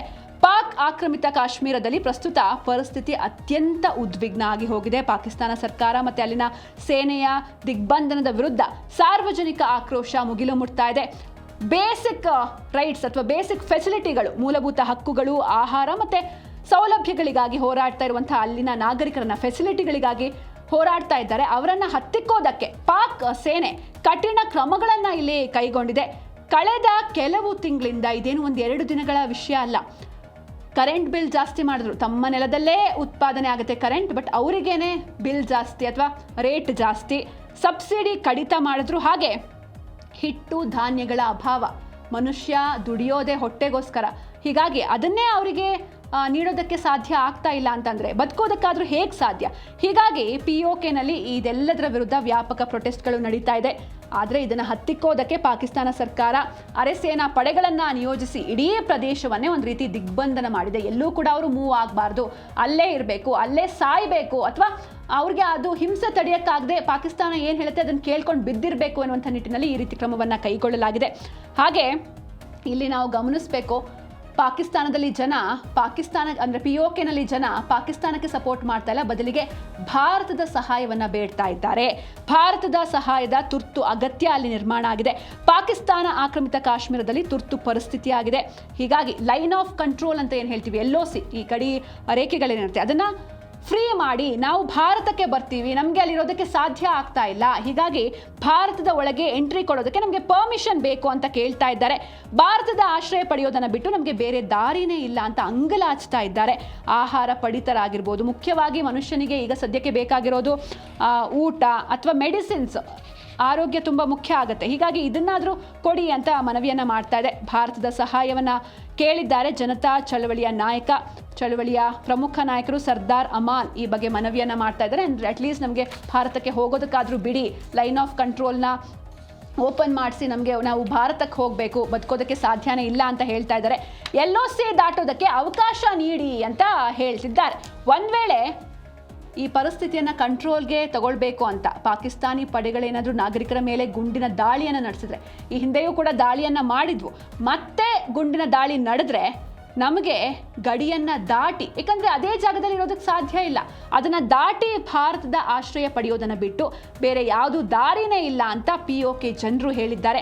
ರಜಪೂತ್, ಪೂಂಚ್ ಹಾಗೆ ಈ ದೋಡಾ ಸೆಕ್ಟರ್ಗಳಲ್ಲಿರುವಂಥ ಈ ಹಾಲಿ ಗಡಿ ನಿಯಂತ್ರಣ ರೇಖೆ ಏನಿದೆ, ಲೈನ್ ಆಫ್ ಕಂಟ್ರೋಲ್ ಏನಿದೆ, ಅದರಲ್ಲಿ ಸ್ಟ್ರಿಕ್ಟ್ ರೂಲ್ಸ್ ಇದೆ. ಅವ್ರು ಯಾರು ಈ ಕಡೆ ಬರಬಾರ್ದು ಭಾರತಕ್ಕೆ ಅಂತ, ಅದನ್ನು ನೀವು ತೆಗೆದು ಹಾಕಬೇಕು. ಯಾಕಂದರೆ ಇವು ಗಡಿ ಭಾಗದ ಜನರ ಬದುಕನ್ನು ನಿಜಕ್ಕೂ ನರಕ ಸದೃಶವಾಗಿಸ್ತಾ ಇದೆ ಅಂತ ಅಮಾನ್ ಹೇಳಿದ್ದಾರೆ. ಹೀಗಾಗಿ ಇಲ್ಲಿ ಸಾಕಷ್ಟು ದಂಗೆ ಹೇಳ್ತಿದ್ದಾರೆ ಜನ. ಅದನ್ನು ಹತ್ತಿಕ್ಕೋದಕ್ಕೆ ಕನ್ವಿನ್ಸ್ ಮಾಡೋ ಬದಲು ಪಾಕಿಸ್ತಾನ ಹಿಂಸೆಯನ್ನು ಕೊಡ್ತಾ ಇದೆ, ಅವರಿಗೆ ಮೂಲಭೂತ ಸೌಕರ್ಯಗಳನ್ನು ಕಿತ್ಕೊಳ್ತಾ ಇದೆ. ಏನಾಗುತ್ತೆ ಕಾದು ನೋಡಬೇಕು. ಹಾಗೆ ನಾನು ಹೇಳಿದೆ, ಅಲ್ಲಿ ಹಿಂಸಾಚಾರ ನಡೀತಾ ಇದೆ. ಪಾಕಿಸ್ತಾನ ಸೇನೆ ಒಂದು ರೀತಿ ಅಲ್ಲಿ ಯೋಧರನ್ನು ಕಳಿಸಿ, ಸೇನೆಯನ್ನು ಕಳಿಸಿ ಕಟ್ ಹಾಕ್ತಾ ಇದೆ. ಈ ಗುಂಡೇಟಿಗೆ ಓರ್ವ ಬಲಿಯಾಗಿ ಹೋಗಿದ್ದಾರೆ. POKನಲ್ಲಿ ಪಾಕಿಸ್ತಾನ ಸರ್ಕಾರದ ವಿರುದ್ಧ ಈ ಸಾರ್ವಜನಿಕ ಪ್ರತಿಭಟನೆ ಏನು ಭುಗಿಲೆದಿದೆ, ಈಗ ಹಿಂಸಾತ್ಮಕ ರೂಪವನ್ನು ಪಡೆದುಕೊಂಡಿದ್ದು, ಭದ್ರತಾ ಪಡೆಗಳು ನಡೆಸಿದ ಗುಂಡಿನ ದಾಳಿಗೆ ಓರ್ವ ವ್ಯಕ್ತಿ ನಾಗರಿಕ ಬಲಿಯಾಗಿ ಹೋಗಿದ್ದಾರೆ. POKಯ ಪ್ರಮುಖ ನಗರಗಳಾದಂತಹ ಮುಜಾಫರಾಬಾದ್ ಆಗಿರ್ಬೋದು ಅಥವಾ ರಾವಲ್ಕೋಟ್ ಸೇರಿದಂತೆ ಹಲವು ಭಾಗಗಳಲ್ಲಿ ಭಾರೀ ಜನಸ್ತೋಮವೇ ರಸ್ತೆಗೆ ಇಳಿದು ಪ್ರತಿಭಟನೆಯನ್ನು ನಡೆಸ್ತಾ ಇತ್ತು. ಈ ವೇಳೆ ಆ ಪ್ರೊಟೆಸ್ಟ್ ಯಾರು ಮಾಡ್ತಾ ಇದ್ರು, ಪ್ರತಿಭಟನಾಕಾರರನ್ನು ಚದುರಿಸೋದಕ್ಕೆ ಪಾಕಿಸ್ತಾನದ ರೇಂಜರ್ಸ್ ಮತ್ತು ಅರೆಸೇನಾ ಪಡೆಗಳು ಟಿಯರ್ ಗ್ಯಾಸ್ ಪ್ರಯೋಗ ಹಾಗೂ ನೇರ ಗುಂಡಿನ ದಾಳಿಯನ್ನು ನಡೆಸಿವೆ. ಈ ಒಂದು ಘರ್ಷಣೆಯಲ್ಲಿ, ತೀವ್ರ ಘರ್ಷಣೆಯಲ್ಲಿ ಅಲ್ಲಿರುವಂಥ ಸ್ಥಳೀಯ ನಿವಾಸಿಯೊಬ್ಬರು ಗುಂಡೇಟಿನಿಂದ ಸಾವನ್ನಪ್ಪಿದ್ದಾರೆ. ಇನ್ನು ಹಲವರು ಗಂಭೀರವಾಗಿ ಗಾಯಗೊಂಡಿದ್ದಾರೆ. ಪಾಕಿಸ್ತಾನ ಸರ್ಕಾರ ಇಡೀ POK ಭಾಗದಲ್ಲಿ ಮೊಬೈಲ್, ಇಂಟರ್ನೆಟ್ ಹಾಗೆ ಫೋನ್ ಸಂಪರ್ಕವನ್ನು ಸಂಪೂರ್ಣವಾಗಿ ಕಡಿತಗೊಳಿಸಿದೆ. ಯಾಕಂದರೆ ಅಲ್ಲಿ ಏನು ನಡೀತಾ ಇದೆ, ಪಾಕಿಸ್ತಾನದ ಅಸಲಿ ಮುಖ ಇಂಟರ್ನೆಟ್ ಇದ್ದರೆ ಇಡೀ ಜಗತ್ತಿಗೆ ಗೊತ್ತಾಗ್ಬಿಡುತ್ತೆ ಅನ್ನುವಂಥ ಕಾರಣದಿಂದ ಯಾವಾಗ ಈ ದಂಗೆ ಶುರುವಾಯಿತೋ ಆವಾಗಿಂದಲೂ ಕೂಡ ಅಲ್ಲಿ ಇಂಟರ್ನೆಟ್ ಇಲ್ಲ. POKನಲ್ಲಿ ಪ್ರತಿಭಟನೆಯನ್ನು ಹತ್ತಿಕ್ಕೋದಕ್ಕೆ ಜಿನ್ನಾ ತಂತ್ರವನ್ನು ಇಲ್ಲಿ ಉಪಯೋಗಿಸ್ತಾ ಇದೆ ಪಾಕಿಸ್ತಾನ. POK ಸ್ವಾತಂತ್ರ್ಯದ ದಂಗೆ ಹತ್ತಿಕ್ಕೋದಕ್ಕೆ 1947ರಲ್ಲಿ ಯಾವ ಈ ಜಿನ್ನಾ ತಂತ್ರವನ್ನು ರೂಪಿಸಿದ್ನೋ ಅದೇ ತಂತ್ರವನ್ನು ಈಗ ಮತ್ತೆ ಬಳಕೆ ಮಾಡ್ತಾ ಇದೆ ಪಾಕಿಸ್ತಾನ. ಈ ಸ್ವಾತಂತ್ರ್ಯಕ್ಕಾಗಿ ಜನರು ಬೀದಿಗಿಳಿದು ಘೋಷಣೆಗಳನ್ನ ಕೂಗ್ತಾ ಇದ್ದಾರೆ. ಆದರೆ ಅಲ್ಲಿನ ಜನರ ಬಂಡಾಯದ ಧ್ವನಿಯನ್ನು ಕಂಟ್ರೋಲ್ ಮಾಡೋದಕ್ಕೆ ಪಾಕಿಸ್ತಾನ ಸರ್ಕಾರ 1947ರಲ್ಲಿ ಜಿನ್ನಾ ಕಾಶ್ಮೀರವನ್ನು ಆಕ್ಯುಪೈ ಮಾಡೋದಕ್ಕೆ ಯಾವ ತಂತ್ರವನ್ನು ಬಳಸಿದ್ನೋ ಅದೇ ತಂತ್ರವನ್ನು ಬಳಕೆ ಮಾಡ್ತಾ ಇದೆ. POKನಲ್ಲಿ ಭುಗಿಲೆದ್ದ ಸ್ವಾತಂತ್ರ್ಯದ ದಂಗೆಯನ್ನು ಹತ್ತಿಕ್ಕೋದಕ್ಕೆ ಪಾಕಿಸ್ತಾನ 1947ರಲ್ಲಿ ಇಡೀ ಕಾಶ್ಮೀರವನ್ನು ವಶಪಡಿಸಿಕೊಳ್ಳೋದಕ್ಕೆ ಬಳಸಿದ ಅದೇ ತಂತ್ರ. ಅಂದರೆ ಅವರಿಗೆ ಬೇಸಿಕ್ ಫೆಸಿಲಿಟಿ ಎಲ್ಲ ಕಿತ್ಕೊಂಡ್ಮೇಲೆ ಅವ್ರಿಗೆ ಹಿಂಸೆ ಆಗುತ್ತೆ, ಏನು ಮಾಡೋದಕ್ಕೆ ಸಾಧ್ಯ ಇಲ್ಲ, ಈ ಕಡೆ ಭಾರತಕ್ಕೂ ಅವ್ರಿಗೆ ಬರೋದಕ್ಕಾಗೋದಿಲ್ಲ, ಆ ಕಡೆ ಅಲ್ಲೇ ಇರೋದಕ್ಕೂ ಆಗೋದಿಲ್ಲ. ಹೀಗಾಗಿ ಅವ್ರು ಏನು ಮಾಡಬೇಕು, ಬದುಕಬೇಕು ಅಂತ ಅಂದರೆ ಪಾಕಿಸ್ತಾನ ಏನು ಹೇಳುತ್ತೋ ಅದನ್ನು ಕೇಳಲೇಬೇಕಾದಂತಹ ಪರಿಸ್ಥಿತಿ ನಿರ್ಮಾಣವಾಗುತ್ತೆ. ಜಿನ್ನಾ ಯಾವ ರೀತಿ ಹಿಂದೆ ಟ್ರಿಕ್ ಯೂಸ್ ಮಾಡಿ ಅವರನ್ನ ಸಪ್ರೆಸ್ ಮಾಡಿದ್ನೋ ಅದೇ ರೀತಿ ಮತ್ತೆ ಮಾಡೋದಕ್ಕೆ ಪಾಕಿಸ್ತಾನ ಸರ್ಕಾರ ಮುಂದಾಗಿದೆ. ಒಂದು ಕಡೆ ರಾಜ್ಯದಲ್ಲಿ ಮುಂಗಾರು ಎಂಟ್ರಿ ಕೊಟ್ಟಿದೆ. ಜೂನ್ ಅಲ್ಲಿ ಕಂಪ್ಲೀಟ್ ಆಗಿ ಮಳೆ ಇರಲಿಲ್ಲ, ಕಂಪ್ಲೀಟ್ ಆಗಿ ಡ್ರೈ ಮಾನ್ಸೂನ್ ರಿಪೋರ್ಟ್ ಆಗಿತ್ತು. ಆದರೆ ಜುಲೈ ಸ್ಟಾರ್ಟ್ ಆಗ್ತಾ ಮಳೆ ಆರಂಭವಾಗಿದೆ. ರಾಜ್ಯದಲ್ಲಿ ರೈತರ ಮುಖದಲ್ಲಿ ಮಂದಹಾಸ ಮೂಡಿದೆ. ಮತ್ತೊಂದು ಕಡೆ ಮುಂಬೈ ಅಂತ ಬಂದರೆ ಮಹಾ ಮಳೆಗೆ ಮುಂಬೈ ಅಕ್ಷರಶಃ ಮುಳುಗಿ ಹೋಗಿದೆ. ನೀವು ನೋಡ್ತಾ ಇದ್ದೀರ ದೃಶ್ಯದಲ್ಲಿ, ನಿಜಕ್ಕೂ ಇಡೀ ಮಹಾನಗರಿಯೇ ಸಂಪೂರ್ಣವಾಗಿ ತತ್ತರಿಸಿ ಹೋಗಿದೆ. ಹಾಗೆ ಇಲ್ಲಿವರೆಗೂ 10 ಮಂದಿ ಸಾವನ್ನಪ್ಪಿದ್ದಾರೆ ಮುಂಬೈನಲ್ಲಿ ಎನ್ನುವಂಥ ಒಂದಷ್ಟು ವರದಿಗಳು ಕೂಡ ಸಿಗ್ತಾ ಇದೆ. ರೆಡ್ ಅಲರ್ಟ್ ಘೋಷಣೆ ಮಾಡಲಾಗಿದೆ. ಮುಂಬೈಗೆ ಮಳೆಯ ಮರ್ಮಾಘಾತ ಎದುರಾಗಿದೆ. ಮಹಾಮಳೆಗೆ ಮುಂಬೈ ತತ್ತರಿಸಿ ಹೋಗಿದೆ. 10 ಮಂದಿ ದಾರುಣವಾಗಿ ಸಾವನ್ನಪ್ಪಿದ್ದಾರೆ. Red alert ಘೋಷಣೆಯಾಗಿದೆ. ಲೋಹಗಢ ಕೋಟೆ ಸಮೀಪದ ಪಾಟ್ನಾ ಗ್ರಾಮದಲ್ಲಿ ಭೂಕುಸಿತಕ್ಕೆ ಒಂದು ಕುಟುಂಬ ಕೂಡ ಸಿಲುಕಿ ಹಾಕೊಂಡಿತ್ತು. ಹಾಗೆ ಪುಣೆ ಮುಂಬೈ ಎಕ್ಸ್ಪ್ರೆಸ್ ವೇ ಹಾಗೆ ಹಳೆ ಮುಂಬೈ ಪುಣೆ ರಾಷ್ಟ್ರೀಯ ಹೆದ್ದಾರಿ ಬಂದ್ ಆಗಿದೆ. ಯಾಕಂದರೆ ಅಲ್ಲಿ ಗುಡ್ಡ ಕುಸಿತ ಆಗಿರೋದ್ರಿಂದ ಮಾವಲ್ ಮತ್ತು ತಾಮಿನಿ ಘಾಟ್ ಪ್ರದೇಶಗಳಲ್ಲೂ ಪ್ರವಾಹ ಪರಿಸ್ಥಿತಿ ನಿರ್ಮಾಣವಾಗಿದೆ. ಜೊತೆಗೆ ಈ ಮಳೆ ಹಾನಿ ಪ್ರದೇಶಗಳಲ್ಲಿ ರಕ್ಷಣಾ ಕಾರ್ಯಾಚರಣೆ ಕೂಡ ಭರದಿಂದ ಸಾಗ್ತಾ ಇದೆ. ಗುಡ್ಡ ಕುಸಿತ ಆಗ್ತಾ ಇದೆ. ಎಲ್ಲ ಕಡೆ ಕಂಪ್ಲೀಟ್ ಆಗಿ ನೀರು. ಹಾಗೆ 10 ಮಂದಿ ಇಲ್ಲಿವರೆಗೂ ಸಾವನ್ನಪ್ಪಿದ್ದಾರೆ. ಇನ್ನೂ ಏನೆಲ್ಲ ಅವಾಂತರಗಳು ಸೃಷ್ಟಿಯಾಗುತ್ತೋ ಗೊತ್ತಿಲ್ಲ. ಹಾಗೆ ಗುಡ್ಡ ಕುಸಿತ ಆಗಿರೋದ್ರಿಂದ 10 ರೈಲು ಸಂಚಾರ ಕೂಡ ಬಂದ್ ಆಗಿದೆ. ಕಮ್ಯುನಿಕೇಷನ್ ಆಗ್ತಾ ಇಲ್ಲ. ರೈಲು ಸಂಚಾರ ಕಂಪ್ಲೀಟ್ ಆಗಿ ಸ್ಟಾಪ್ ಆಗಿದೆ. ಲೋನಾವಾಲಾ ಭೋರ್ಘಾಟ್ ವಿಭಾಗದಲ್ಲಿ ಭೂಕುಸಿತ ಉಂಟಾಗಿದೆ. ಠಾಕೂರ್ವಾಡಿ ಮತ್ತು ಮಂಕಿ ಹಿಲ್ ಲೂಪ್ ಕ್ಯಾಬಿನ್ನಲ್ಲಿ ಆಗಿರುವಂಥ ಗುಡ್ಡ ಕುಸಿತ ಇದು. ಹೀಗಾಗಿ ಮುಂಬೈ ಜನನಿಬಿಡ ಮುಂಬೈ ಪುಣೆ ಮಾರ್ಗದಲ್ಲಿ ರೈಲು ಸೇವೆಗಳನ್ನು ಕಂಪ್ಲೀಟ್ ಆಗಿ ಸ್ಟಾಪ್ ಮಾಡಲಾಗಿದೆ. ಕರ್ಜತ್ ಮತ್ತು ಲೋನಾವಾಲಾ ನಡುವಿನ ಘಾಟ್ ಸೆಕ್ಷನ್ ಭಾಗದಲ್ಲಿ ಭಾರಿ ಮಳೆ ಆಗ್ತಾ ಇದೆ. ಅಪ್ ಲೈನ್ ಅಂದರೆ ಮುಂಬೈ ಕಡೆಗೆ ಹೋಗುವಂಥದ್ದು, ಹಾಗೆ ಡೌನ್ ಲೈನ್ ಅಂದರೆ ಅಲ್ಲಿಂದ ಪುಣೆ ಕಡೆಗೆ ಬರುವಂತಹ ಮಧ್ಯದ ಈ ಮಾರ್ಗ ಏನಿದೆ ಅದನ್ನು ಕಂಪ್ಲೀಟ್ ಆಗಿ ಬಂದ್ ಮಾಡಲಾಗಿದೆ. ಯಾವುದೇ ರೀತಿ ರೈಲು ಸಂಚಾರ ಕೂಡ ಅಲ್ಲಿ ನಡೀತಾ ಇಲ್ಲ. ಪುಣೆ CSMT ಸಿಂಹಗಢ್ ಎಕ್ಸ್ಪ್ರೆಸ್ ಮತ್ತು ಇತರ ರೈಲುಗಳು ಸೇರಿದಂತೆ ಹೆಚ್ಚುವರಿ ಸೇವೆಗಳನ್ನು ಕೂಡ ಸದ್ಯಕ್ಕೆ ಸ್ಟಾಪ್ ಮಾಡಲಾಗಿದೆ. ಹೀಗಿದೆ ಸದ್ಯದ ಮುಂಬೈ ಅಥವಾ ಮಹಾರಾಷ್ಟ್ರದಲ್ಲಿ ಪರಿಸ್ಥಿತಿ. ಇದರ ಜೊತೆಗೆ ಸ್ಟೂಡೆಂಟ್ಸ್ಗಳಿಗೆ ಹಿಂಸೆ ಆಗಬಾರ್ದು ಅಂತ ಅಂದರೆ ಮಳೆ ಬರ್ತಾ ಇದೆ, ಸೇತುವೆಗಳು ಮುಳುಗ್ತಾ ಇದೆ, ಒಂದು ಕಡೆ ಟ್ರಾನ್ಸ್ಪೋರ್ಟ್ ಫೆಸಿಲಿಟಿ ಇಲ್ಲ, ರೈಲುಗಳೇ ಸ್ಟಾಪ್ ಆಗಿ ಹೋಗಿದೆ. ಹೀಗಾಗಿ ಎಕ್ಸಾಮ್ಸ್ಗಳನ್ನು ಕೂಡ ಪೋಸ್ಟ್ಪೋನ್ ಮಾಡಲಾಗಿದೆ. ವಿಶ್ವವಿದ್ಯಾಲಯದ ಪರೀಕ್ಷೆಗಳು ವಿವಿ ಪರೀಕ್ಷೆಯನ್ನು ಮುಂಬೈ ಮುಂದೂಡಿದೆ. ಆರೆಂಜ್ ಅಲರ್ಟ್ ಬೆನ್ನಲ್ಲೇ ಎಕ್ಸಾಮ್ಸ್ಗಳೆಲ್ಲ ಪೋಸ್ಟ್ಪೋನ್ ಆಗಿದೆ. ಮುಖ್ಯವಾಗಿ ವಿವಿ ಎಕ್ಸಾಮ್ಸ್ ಅಂದರೆ ಡಿಗ್ರಿ ಎಕ್ಸಾಮ್ಸ್ಗಳು ಕೆಲವು ದಿನಗಳ ಮಟ್ಟಿಗೆ ಪರೀಕ್ಷೆಗಳನ್ನು ಪೋಸ್ಟ್ಪೋನ್ ಮಾಡಲಾಗಿದೆ. ವಿದ್ಯಾರ್ಥಿಗಳಿಗೆ ಈ ಸಂಚಾರ ಟ್ರಾನ್ಸ್ಪೋರ್ಟೇಷನ್ ನಾನಾಗಲೇ ಹೇಳಿದಾಗೆ ಫೆಸಿಲಿಟಿ ಇಲ್ಲ ಅಂತ ಅಂದರೆ ಟ್ರಾನ್ಸ್ಪೋರ್ಟೇಷನ್ ಆಗೋದಿಲ್ಲ. ಹೀಗಾಗಿ ಈ ರೀತಿ ನಿರ್ಧಾರವನ್ನು ಕೈಗೊಳ್ಳಲಾಗಿದೆ. ಹಾಗೆ ಶೀಘ್ರದಲ್ಲೇ ನೆಕ್ಸ್ಟ್ ಡೇಟ್ನ ವೆಬ್ಸೈಟ್ನಲ್ಲಿ ಪ್ರಕಟ ಮಾಡ್ತಾರೆ.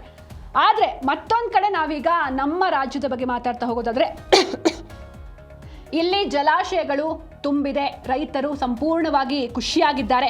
ರಾಜ್ಯದಲ್ಲಿ ಮುಂಗಾರು ಚುರುಕಾಗಿದೆ. ಮಲೆನಾಡು ಭಾಗದಲ್ಲಿ ಮಳೆಯ ಅಬ್ಬರ ಜೋರಾಗ್ತಾ ಇದೆ. ಅದರಲ್ಲೂ ಪ್ರಮುಖವಾಗಿ ಶೃಂಗೇರಿ ಭಾಗದಲ್ಲಿ ಧಾರಾಕಾರ ಮಳೆ ಸುರಿತಾ ಇದೆ. ತುಂಗಾ ನದಿ ಮೈದುಂಬಿ ಹರಿತಾ ಇದ್ದು ಗಾಜನೂರು ಜಲಾಶಯ ಫಿಲ್ ಆಗಿದೆ.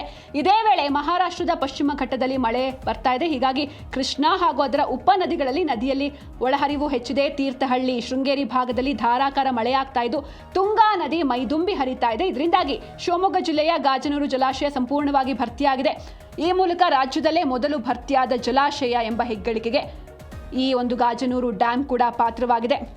ಸದ್ಯಕ್ಕಂತೂ ಇಲ್ಲಿವರೆಗೂ ನಮ್ಮ ರಾಜ್ಯ ಪ್ರಮುಖವಾಗಿ ನಾವು ನಮ್ಮ ರಾಜ್ಯದ ಬಗ್ಗೆ ನೋಡ್ತಾ ಹೋಗೋದಾದ್ರೆ ಇಲ್ಲಿವರೆಗೂ ಮಳೆ ಇಲ್ಲ ಅಂತ ಸಾಕಷ್ಟು ಅಂದರೆ ರೈತರು ಆತಂಕದಲ್ಲೇ ದಿನಗಳನ್ನು ಕಳೀತಾ ಇದ್ರು. ಅಟ್ಲೀಸ್ಟ್ ಜುಲೈನಿಂದಲಾದರೂ ಮಳೆ ಬರಬಹುದು ಅಂತ ಕಾದಿದ್ರು. ಕೊನೆಗೂ ವರುಣ ದೇವ ನಮ್ಮ ರಾಜ್ಯದ ಮೇಲೆ ಕೃಪೆ ತೋರಿದ್ದಾನೆ. ಎಲ್ಲ ಕಡೆ ಉತ್ತಮವಾಗಿ ಮಳೆ ಆಗ್ತಾ ಇದೆ. ಹೀಗಾಗಿ ರೈತರಲ್ಲಿ ಯಾವುದೇ ಆತಂಕ ಏನೆಲ್ಲ ಇತ್ತು ಇಲ್ಲಿವರೆಗೂ ಅದೆಲ್ಲವೂ ಕೂಡ ದೂರ ಆಗಿದೆ.